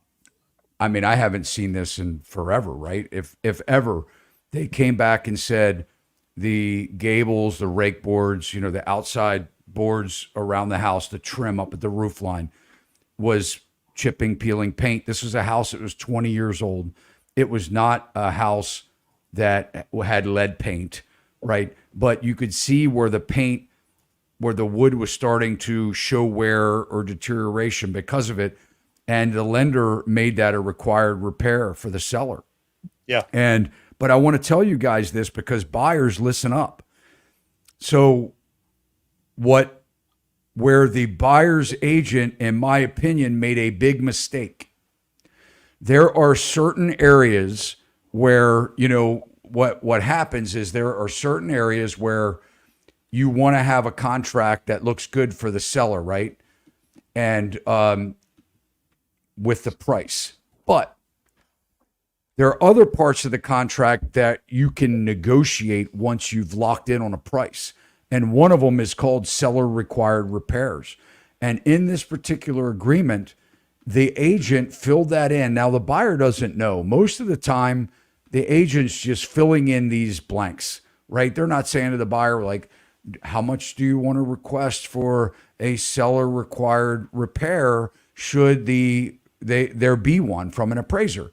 And, they put $500. Well, it cost a lot more than $500 for this repair. So the buyer wants the house, the lender's requiring it. And my response was basically, well, you get $500. And the agent's like upset because the seller's not going to fix it. And I said, look, we didn't put the contract agreement together. You did. We didn't sit there and say, hey, we would pay $500 towards a lender required repair. That's what you put in the contract. So when you're a buyer and your agent is putting these contracts together and they're just asking you to sign it, you have to look for the places that are filled in, right? The places that the agent, a contract, if they're using a realtor board contract, chances are these are pretty standardized contracts. They can be modified. There is nothing etched in stone. Deals are made between buyers and sellers. But one of the advantages of using a realtor is you don't have to go out and get in residential, you don't have to go out and get an attorney that, basically, charges you $10,000 to do a contract. So, you get to use these forms, but if an agent's filling out part of the form, you have to know what those parts are as a buyer and ask questions, because this was a bad implication for the buyer. They're locked in a contract now where, they're getting $500 from the seller to, do a repair that was required by their lender of thousands of dollars. Yep. So here's a question that I have about insurance that I think ties directly into appraisal. So look at a market like Florida or a market like now New York. You saw the flooding there, right? In New York City, you see the videos that are going viral online. Yep. When you know that, insurance rates are going to increase 10, 20, 30% the following year, right? How does that indirectly touch the appraisal? Like if you're getting a bunch of appraisals that you have to do, and the lender's underwriting, okay, there's going to be increased cost, there's going to be increased risk. How do you factor that in? Yeah, great question. Unfortunately, or fortunately, depending on the position you look at it from, because of that effective date issue, we're appraising as of the day that we're out there. We don't take into consideration future circumstances. So even though we know something might occur, you have to look at as of today. Up to today, buyers were willing to pay X for similar properties. Therefore, as of today, the opinion of market value is X. Interesting. Do you think that's going to change with the way in which it's done? Well, there are, for example, we do what are called relocation appraisals. Relocation appraisals where somebody is moved by their corporation to another state or another location. The relocation company will take over that property and then they'll have a relocation appraisal done. Those are one of the few appraisals where they will actually kind of ask us to speculate what we think is going to happen in the next 90 days, kind of looking forward. But most appraisals, it's as of the effective date.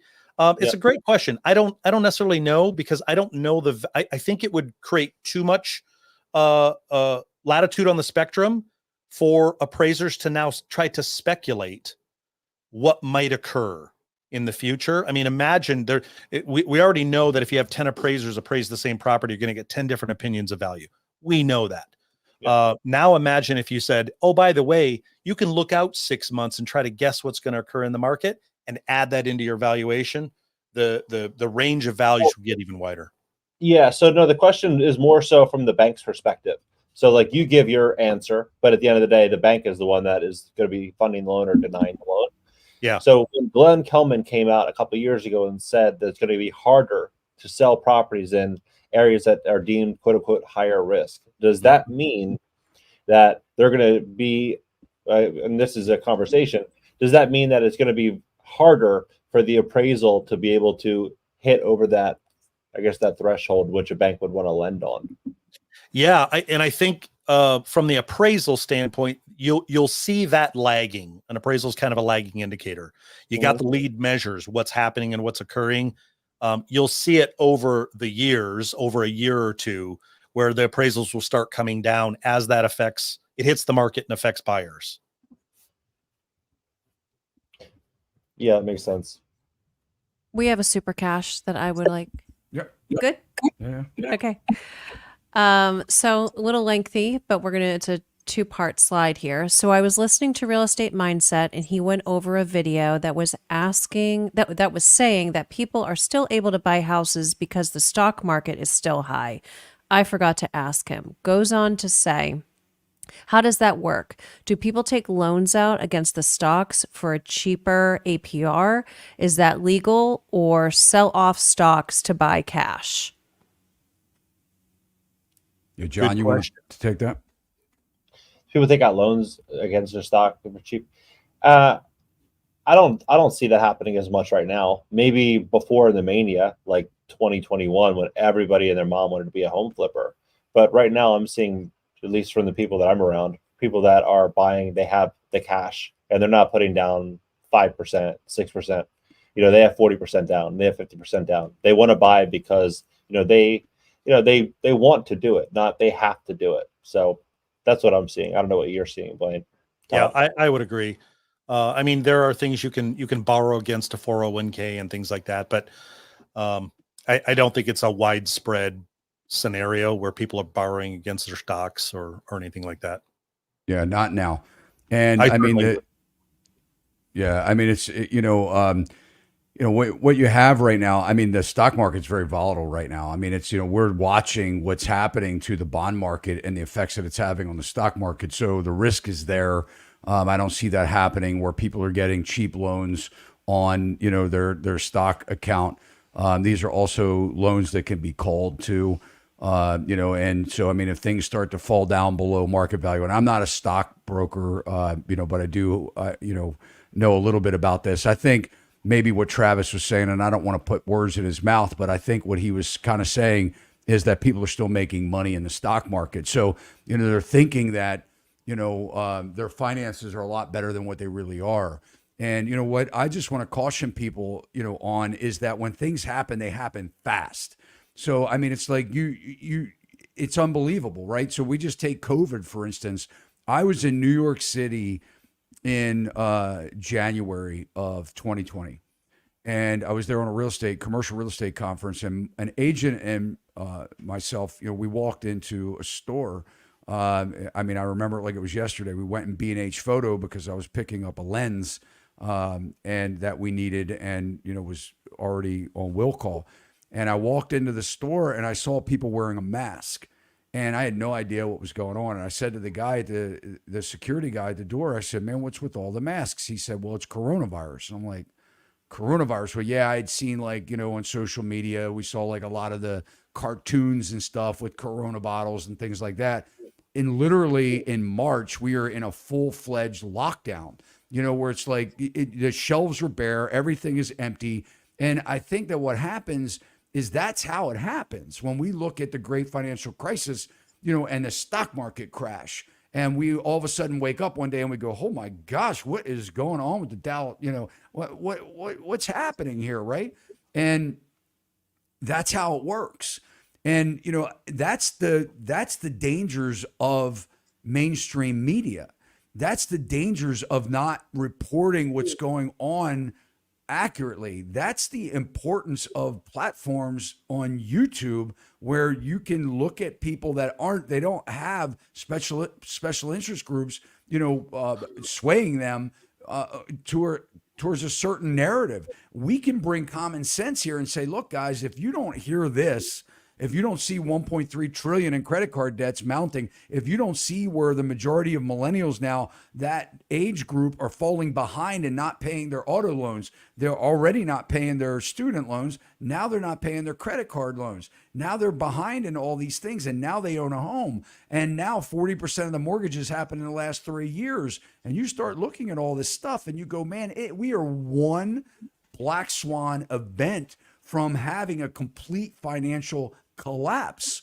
And the other thing is, I mean, you can't be ignorant to what's going on with the Fed and with the the government shutdown that was just kicked the can down the road a little bit longer. When this mirrors 2008 almost to a T, but in a much worse financial position, because the government is actively propping this up where they didn't back then. So now what we're seeing is that the true, fallout from overprinting money, from giving stimulus, from, not letting mainstream media, suppressing data, suppressing information, wrong narratives being told that aren't, doesn't reflect what's really going on. Backward looking data, trends that, they stopped reporting on 3 months ago or 6 months ago. You can't get that right information. Shadow inventory in the marketplace.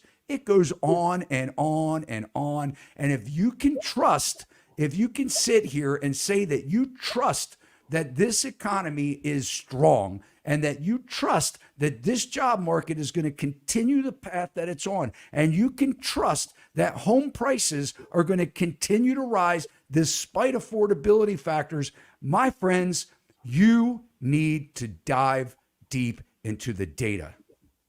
And that's what I say. Agreed. So the head of World Economic Forum, the Klaus Schwab, he kind of looks like a supervillain.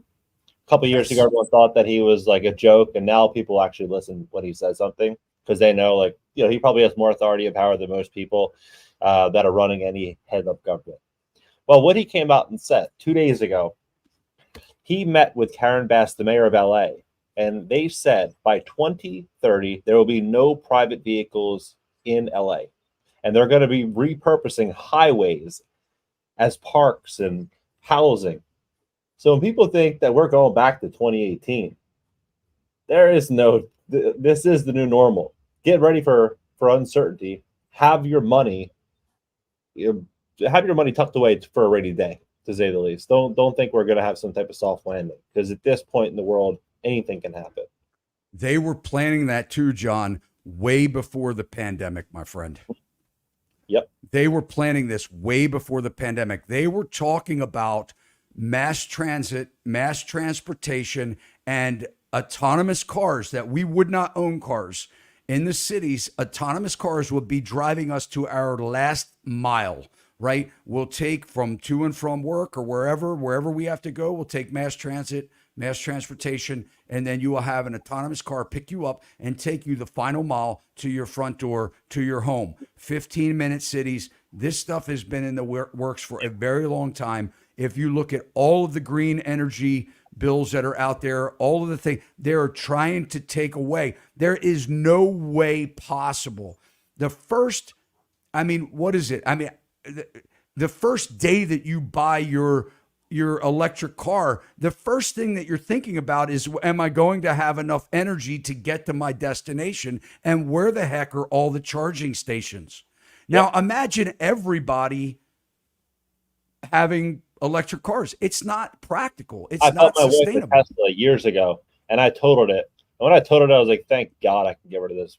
It was just a nightmare. Every couple of days, it's like you're always constantly thinking about it. And some people might think they look cool. I think they're the worst cars ever. I hate electric vehicles. I'd rather have a combustion engine any day of the week. Yeah. All right. We got some Mm-hmm.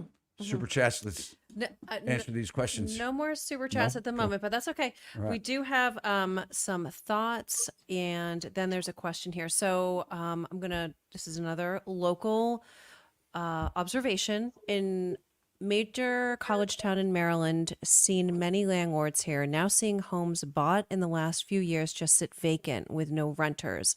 Last time that happened, those landlords went bankrupt in 2008, 2009. And then we had another. Well, we can just talk for a second on that. I mean, the landlords want too much money. I mean, rents are coming down. And I'm not saying that the landlord doesn't need that much money to make ends meet, but the people can't afford it. I mean, when you have millions of millennials that have moved back home, and you have generational, families that are buying houses, generational, households that more than we've seen in 40 or 50 years. And, the average, I think back in, 1950s, 1960s, there was an average of 6 people living in the house, right? And you had, a grandparent, at least one. And now we have more people that are living on their own. Well, not anymore. I mean, that's ending because they can't afford it. Right. And when you're looking at people that have graduated with master's degrees and they can't even afford their rent of $1,700 or $1,800 a month in the city that they work with a master's degree, and they can't afford the rent on their own of a small 1-bedroom apartment, let alone save money to buy a house. I mean, it's insanity. We should be ashamed of ourselves. Mm-hmm. We had a few other comments. We should be ashamed of ourselves that we got to this point. I mean, we didn't just wake up one day and here we are. This has been coming on for a while. Yep. There's something interesting happening in California right now with this $20 minimum wage. I don't know if you guys heard about that for fast food workers. People are like, "Oh, it's great. These workers can make a fair and livable wage." If you owned a fast food chain, would you want to pay some worker $20 an hour that is probably not going to show up half the time? They're going to do a crappy job. No, you're going to start investing in robotics and technology, and you're going to start to begin to automate that entire process. Well, Chick-fil-A and Chipotle and McDonald's, that's what they're all doing. They're all pushing for this. Everything is getting pushed towards automation. Everything. And when you look at all this, you have to ask yourself, how are rents going to maintain themselves? How are all these things going to maintain themselves? You're going to start seeing a lot of affordability problems happen. And the big question is going to be, how is this going to translate to multifamily property, commercial property, when they have to refi over the next couple of years? It's going to be a huge opportunity, I think, for a lot of people, and a very dramatic situation for many as well. Mm-hmm. Well, John, if you look at a majority of the jobs, right? They say the next round of automation, is going to just destroy, jobs, destroy employment, right? Opportunities. They're saying, but there'll always be opportunity.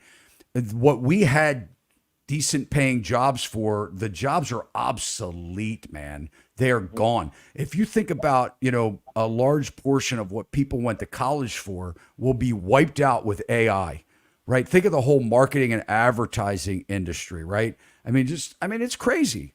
Yeah. Right? What's going to happen, what they will be able to do. Now, yes, you will need somebody to decipher the AI for a period of time, correct things like that, but you're not going to need a whole staff to do it. Maybe you'll have one that's doing the job of 4 or 5 people did, right? At minimum. Out. Like 30, 40 years ago, you needed a company of thousands of employees to have like a $1 billion company. Now, maybe 50, 80, 100 company, or 100 people maybe in a tech company. In the coming 10 years, you might need 3 people, 5 people. What I find interesting is that the prices never come down. Mm-hmm. Even though the technology, if you look at, our cell phone, right? How much did that used to cost to have a really nice camera, to have a phone, to have a computer, everything, right? Now you can get this for $1,000. Mhm. right? $1,000. It's crazy. And if you want one with memory, you're looking at 1,500. Like if you want a terabyte, Yeah, like it's a quarter of the price of a car during the GFC. Right before that that's right. is the new top line iPhone. We have a question here about the problem with people losing their homeowner's insurance. Will a bank cancel your mortgage if you cannot get homeowner insurance? Blaine, you want to answer that? Yeah, it's a good question. I don't know if they will cancel your mortgage. I'm assuming they mean like if you're buying a house and you're trying to get the loan. We have heard of where is it? I think areas in California, Hawaii. Now there's insurance companies are moving out of certain states because of the issue. Certain parts of Florida, it's very tough to get homeowners insurance. So yeah, I think it's very, very tough in those areas to get loans, mortgages for homes where you can't get homeowners insurance. Well, the lender's going to get it for you. That's what's going to happen. The lender's going to get the insurance for you, and you are not going to like the rate. Yeah, exactly. It'll That's cost what's you. going to happen. They are going to jam it down your throat. Yeah. Yep. So when your insurance goes, from $1,200 to $3,600 or $4,500 a year to have insurance because you bought a house in an area where you can't get an insurance company to write it, they're going to find you insurance to protect their asset. And if you don't pay it, then you will be in default of your mortgage. Yeah, California. They're pulling out of California. Never before really any issues with insurance. Now all the big guys are pulling out of California. And we're going to watch massive consolidation in the insurance space over the coming couple of years. And the question that Ray just asked now, I think is going to become more common in the coming couple of years. Yeah. How about this one, Blaine? Do appraisers physically go and look at the property? I envision these guys just doing a quick Zillow search, which takes 2 seconds. Then it's back to the world of Warcraft and Cheeto fingers. Funny. Tell them, Scott. Yeah, thanks, Scott, for the question. It's a good question. It's valid because there are certain. I would say most appraisals. It's up to the bank. It's the type of report that the bank orders. A full appraisal requires the appraiser to go out, walk through the property, take all the pictures themselves. What we're seeing over the last 10 years are what we might call hybrid products, which there's always been drive-by appraisals as well. If there was a higher equity deal, high credit score, things like that, less risk, bank might order a drive-by appraisal, which is the appraiser literally drives by, curbside stops, takes photos of the house, but they don't have to walk through. We get all the information we need from the MLS and from the agents and whatever. Now we have these hybrid products where sometimes they're desktop. We're getting all the information from the homeowner, from the assessing department, and from the MLS. We never leave the office. And now we have seen over the last year the introduction of what are called PDCs, or property data collectors. They are not licensed appraisers. Agents, if you're on this call and you're listening to this, you need to at least understand it, if not be concerned about it, because the lender has the option, if Fannie Mae approves it, instead of sending an appraiser out, they will send out a property data collector. So when they call to schedule, they should call and say, I'm a data collector for the lender. They should never represent themselves as an appraiser, but they are not a licensed appraiser. They took a 3-hour class, they got a certificate, and they will come out, measure the house, take the photos, submit that to the lender. If the lender can submit that to Fannie and Fannie Mae approves it, no appraisal needed.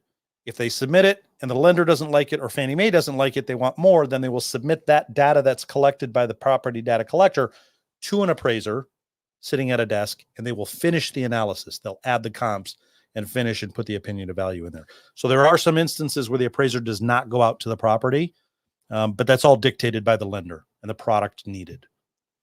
Blaine, I think there's getting ready to be a time when there are going to be a lot of agents that will exit the business. And I think it will come a point in time. I think one of the big things right now is there is the question, is it worth having an agent?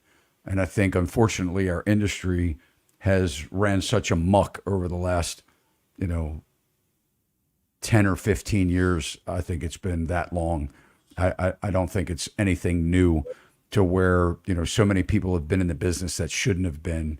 And they didn't do their buyers or their sellers any favors whatsoever. And they got a lot of money for it. And I think that, unfortunately, that the consumer now is so ticked off and burned. And I get it. I understand it. I wonder myself why some of these people had agents at all. I mean, like looking at the behavior and what their agent did, it's kind of like, yeah, well, you really don't need these agents like that.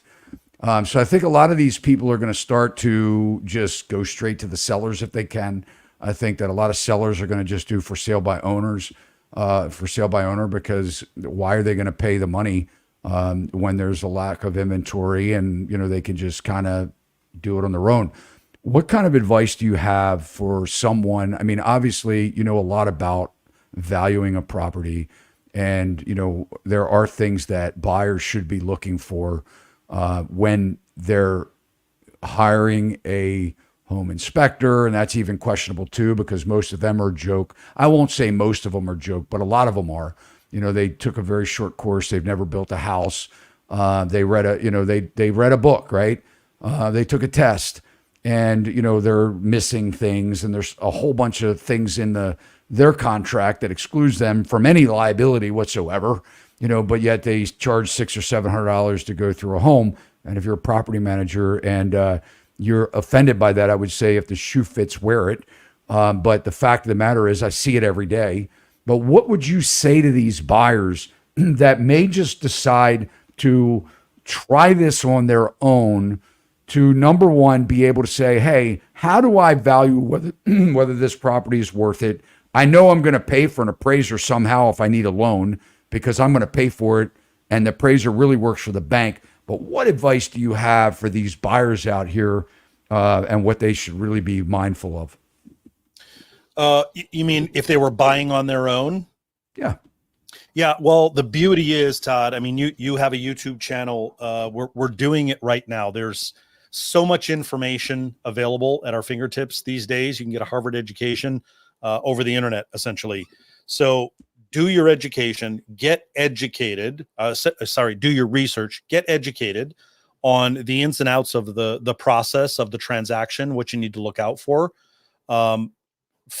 Definitely hire one of the good inspectors, the real ones, the old school inspectors that actually have built a house or they know the ins and outs, because appraisers don't look. We're not home inspectors. That's super important. So even if you hired me to do it, an appraisal on a cash transaction, for example, we're not going to be able to find some of the things that the inspector might find. But the bottom line is get educated. Well, let's give them a little education. I mean, let's tell them, what are some of the things that make a property valuable? Like a lot of people, like if I'm going to take a buyer out, I'm going to say, look, we're going to look at the neighborhood. We're going to look at the lot. We're going to think about, location. We're going to think about, what the style of the house is, functional obsolescence, things that they're going to have to make changes of. I mean, let's dive in from that perspective, like from an appraisal perspective. What are some of the things, like if you were telling your kid, your daughter, hey, look, you're going out to look for a house. These are the things that you want to make sure, because they're going to hold the value through the test of time. If something changes, that's going to be forging your value. And if, God forbid, you need to get out of that house, these are the things that are going to allow you to do so.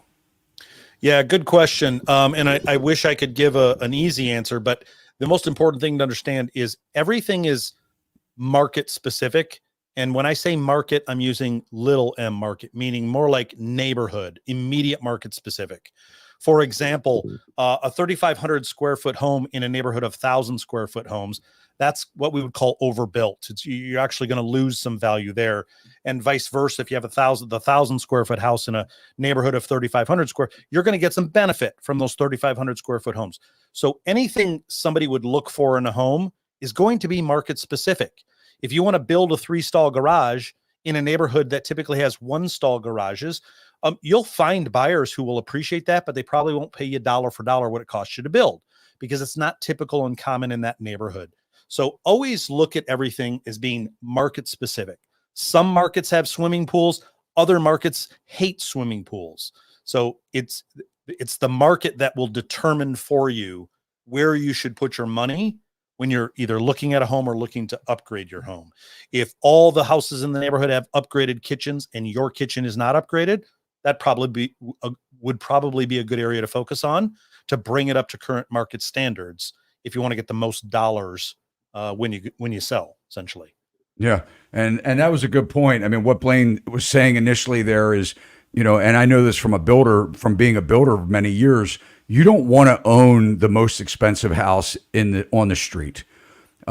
Especially if I mean, yes, you could be buying lifestyle. If you've done this before, you've purchased a couple houses in your lifetime and you want what you want and you can afford it. But when you're looking for a house, a starter home, something that you can afford, I always like to say, try and find the smallest home on the street, because the bigger homes, the larger homes, the newer homes are going to pull your value up just because you're there, right? Where if you're the biggest house, the smaller homes, the older homes, are going to pull your value down, right? So a good way to do that, if you can find a house, an older home in a newer neighborhood, something that's smaller than the typical house in the neighborhood, you're going to know that there will be a strong market of people that want to be there. And and I always say, look at the lot, look at the land. I mean, if somebody's going to push mow a front lawn, and it's going to limit the people who want it because they're like, man, I would never want to cut the grass there. Or if you're in a snow area like Blaine, where he lives, and a snowy area, and you're on the top of a mountainside or a very steep property, and it snows a lot 6 months of the year, you may have a difficult time selling it because they're not going to want to navigate that driveway or be stuck on it. So I think the lot has a lot to do with it. But really start, like Blaine said, really dive into the neighborhood itself and understand, where are you shopping? What do those stores look like? Where are the employers? How many employers? Be careful of the areas that only have one major employer. If something happens to that one major employer, your value is wiped out almost instantly, right? So these are some of the things I feel, from a value standpoint, guys. It's cliche, but location, right? I know we have another super chat. We'll kind of wind things down a little bit. Get some last minute thoughts. Going back to the topic of automation, we have Charles with another super cash. Thank you so much, much. Charles.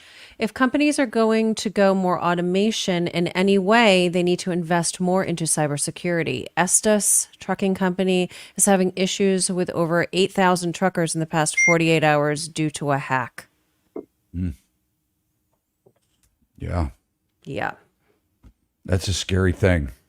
It is scary. We're talking about cyber attack, right? I mean, that's nuts. I mean, I have a lot of friends of mine that are in that world, being close to NSA and all of the bases around here, and that is the threat is constant, right? It's the cyber threat. Yep. And talk about it everywhere. Yeah. Klaus, Yeah. all he talks about is cyber threat, and I think Obama is actually putting a movie out in December on Netflix. They're premiering it through a production company. I don't know if you guys heard about that. No. But it's I have not. Yeah, it's premiering on Netflix. A lot of people are talking about it, but it's like apparently some apocalyptic event with a cyber threat or something like. Yeah. So to his point, Charles, yeah, I think that's going to become more common in the coming year or so. I have a friend of mine that does this for a living, and he's always working with the government agencies and the FBI and things like that. And, we were talking about it, and he said, it's not really, we hear like Baltimore City was hacked and locked down, and it was a nightmare because they were told apparently for several years that they were very vulnerable. And, literally, I mean, you couldn't sell a property because their website was locked down and they'd had no backup. And, and a lot of people get hacked every day. They were going after Bitcoin and stuff like that. You click on a bad link and you can spend all this money on cybersecurity and all that stuff, but it's an insider in that company, and the, other side of the firewall that clicks a link and lets the perpetrator in and locks down everything, right? A lot of times. And so it's constant. And we get it too. We get all this spam. They'll, send agents like it's from me, click on this link, blah, blah, blah. So we're constantly, needing to educate and send out alerts saying, hey, this is a scam. Don't click on these links, isolating them off. But my friend said, where the real risk is and what, we're finding out the FBI is really concerned about are the ones that could hack into the cardiologist office, right, where they have 1,000 or 3,000 patients that are on pacemaker and saying, hey, we want $1 million or $5 million, tomorrow. So they're the risk, right? Or the ones that are, can, just rev up, 1,000 automobiles with, just hitting the accelerator on these electric cars or these, cars that are all connected. So, I mean, there is and I'm not saying that to be, it sounds horrifying because it is, right? I mean, these things are, real, right?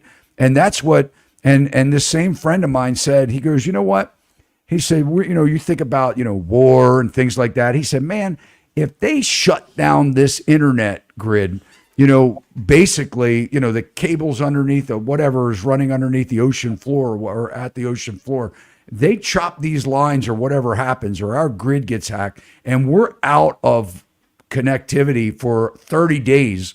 We're talking about massive destruction, right? I mean, massive destruction. Yep. That's a heck of a way to end the night. Sure is. Thanks, Charles, for getting us going on that one. Oh gosh. Okay. We're gonna Scary. We're gonna segue to this question. That's right. And says, I get calls all the time from investors who want to buy my place. Would I get a better deal with a realtor?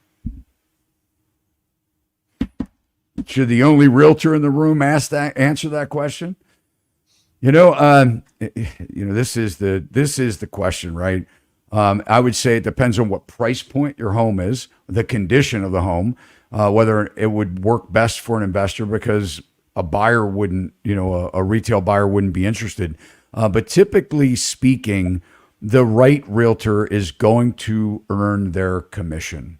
And I know, you guys, may say, oh, of course he's going to say that, but I know it for a fact. I mean, marketing of a property, pricing it right to drive still a frenzy on that property, having interest in it, having a launch event. You can't do things. I see people putting properties on the market where the days on the market are eating them alive, and they're not even ready to put it on the market. They still have 3 pictures, not 60 pictures, right? They don't have a tour, a 3D tour. They don't have a floor plan like all of our listings do.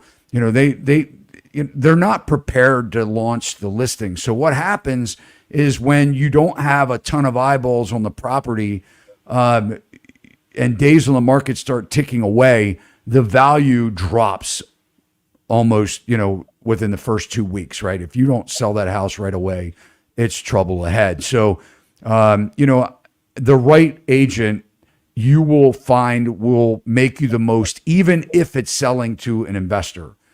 Part of the reason why the wholesalers want to get to you before you list it is because they know once it hits the market, they are out of the game, right? Because they know when it hits fair market, that's where the bidding is really going to begin. We've seen it. And it happens in every cycle and every price point.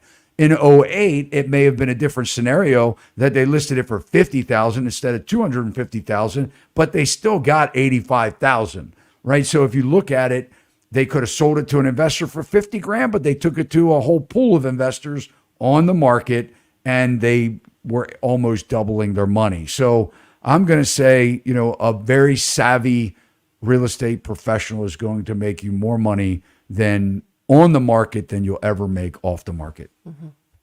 And I say that with caution too, because there's a lot of agents that will try and maybe do a pocket listing to where they don't put it on. I mean, we've seen it happen. We watched it in the heyday where, we're looking at properties on Zillow going, wait a minute, that's not even on the MLS. The agent listed it like it was a for sale by owner, and there was an agent involved.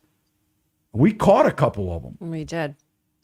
So Yeah. I mean, if an agent is telling you don't put it on the market, in my opinion, that's a problem. Yeah. Parting thoughts, you On the guys? seller side. I would agree. I would agree with with everything that. Todd said. Yeah. And it comes down to the good agents. You got to find a good agent. We do have one quick super cash, and then John, I'll go to you as well. Bear with me here. Yeah, we're going to wrap it up, guys. We really appreciate your time spending with us on a Tuesday night. We love our guests. We appreciate them. We'll give some final thoughts here. Super cash coming in at the end of the show. I came across your channel tonight. I would love to stop renting. Would you recommend a buyer to purchase in this market with higher home prices as well as higher interest? It depends on your position. I would say if you're in a position where you could wait, you probably would be better off doing so. I think that we haven't seen the effects of the market, the full effects of the home prices. I'm always going to tell you that home price is more important than interest rate. A lender is going to tell you the exact opposite because they're going to promise you that you can refinance the property at a later date. And I'm going to say probably not. So when we look at 7.5%, 8% mortgage rates in the history of 30-year mortgages going back post-World War II, 7.77% has been a 50-year average for a 30-year mortgage. That is not, if we see the government no longer buying mortgage-backed securities, and by the way, that's the only reason that we see the market like we do right now, is because when we went through the great financial crisis, the only way people would ever start buying homes the way they did was the government stepped in and said, we'll write the loans, because they don't care about risk. They care about markets, right? They have agendas to drive markets. So that's why you see when recessions and you see drop in interest rates so we can get things stimulated again, right? It's like a machine that's a manipulative, way of, raising rates and raising prices and getting more tax dollars and all these other things, right? So, what happens here is the price of the house is what you need to focus on. Because if a life event happens that you have to sell that house, if you overpay for the house, you're underwater. You can't pay off your mortgage. You're in a financial crisis yourself. If you pay the right price for the house where you can sell it, and you need about 10% equity in a home to sell it, or you're underwater, you wipe that mortgage away, whether it's a high interest rate or not, right? As long as you can get out of the house. But, this concept of buy now, don't worry about the rate, refinance it later, go ahead and get in because home prices are only going to go up is in my opinion, a false narrative. It's a dangerous, slippery slope, and it costs money to refinance the home. So I'm going to say, depending on your situation, if you can stay put, wait till the spring market, see what happens. Of course, I can't guarantee you anything, but I think right now is risky. Mm-hmm. John, any final words? Yeah, to that question, if you're renting right now, a lot of people are, and they're Leave saying, it up. I want to Leave buy the a question property. I want to buy a property. I want to be able to invest, and I want to build equity. The first deal that you buy should be a deal that's a vehicle to build equity and wealth and money. It shouldn't be a comfort decision. If you buy something on a comfort decision, you're basically being owned by that property where you work every single month for 30 years to try to pay it off. You're never going to be happy doing that long term, especially as the cost of that home continues to rise with insurance, taxes, utilities, upkeep, maintenance. Just gets more and more expensive. So even though renting right now might feel like a waste of money, it might actually be the best thing for you. And you could save a lot more money, kind of get an education, work on your credit, do whatever you have to do to kind of learn and understand your market and put yourself in a really, really good position. Because as the market turns, you might be the one out there picking up that deal for 50 cents on the dollar, 75 cents on the dollar, building wealth along the way. Awesome. Blaine, you want to answer that question too? Absolutely agree. Everything John said. Yeah, you use it as a vehicle. Buy and move up some later date, but you want to use it as a vehicle to get somewhere else, somewhere better in life than maybe where you are. Yeah, for sure. Yeah. I'm an investor as well, so agree 100%. All right, guys. Well, we'll wrap it up, and we thank you guys, John and Blaine. Thank you so much, John. Any parting thoughts? No, great to connect with you, and nice to meet you, Blaine. And yeah, crazy times we're living in, and massive, massive opportunity. Money was made in 2020, 2021. Fortunes we made 2024, 2025. Agreed. Yep. There's John's YouTube channel. You can cruise on over, subscribe to him. He posts quite often. He also has an amazing TikTok and Instagram, which we've been trying to work on. It's, John's been I remember I went down and podcasted with John in Florida, and we went out to eat, and he said, "Man, why aren't you doing anything with Instagram?" He said, "You need to start hitting Instagram a little bit more." And I wasn't really doing anything with YouTube until a couple of years ago, but we are trying to get our Instagram and our TikTok up and running. Some funny stuff that we've posted in those platforms. But anyway, Blaine, how about you, man? Always great hanging with you guys. Really appreciate you taking the time. Love all the people in the chats. Thank you all for being there and keeping the conversation going, and the super cash chats and all that stuff. You guys are doing an awesome job. You cover all the bases, the cash chats. Yeah. Super chat, super cash. Melissa, Yeah. she What do you Yeah. call them? Super cats.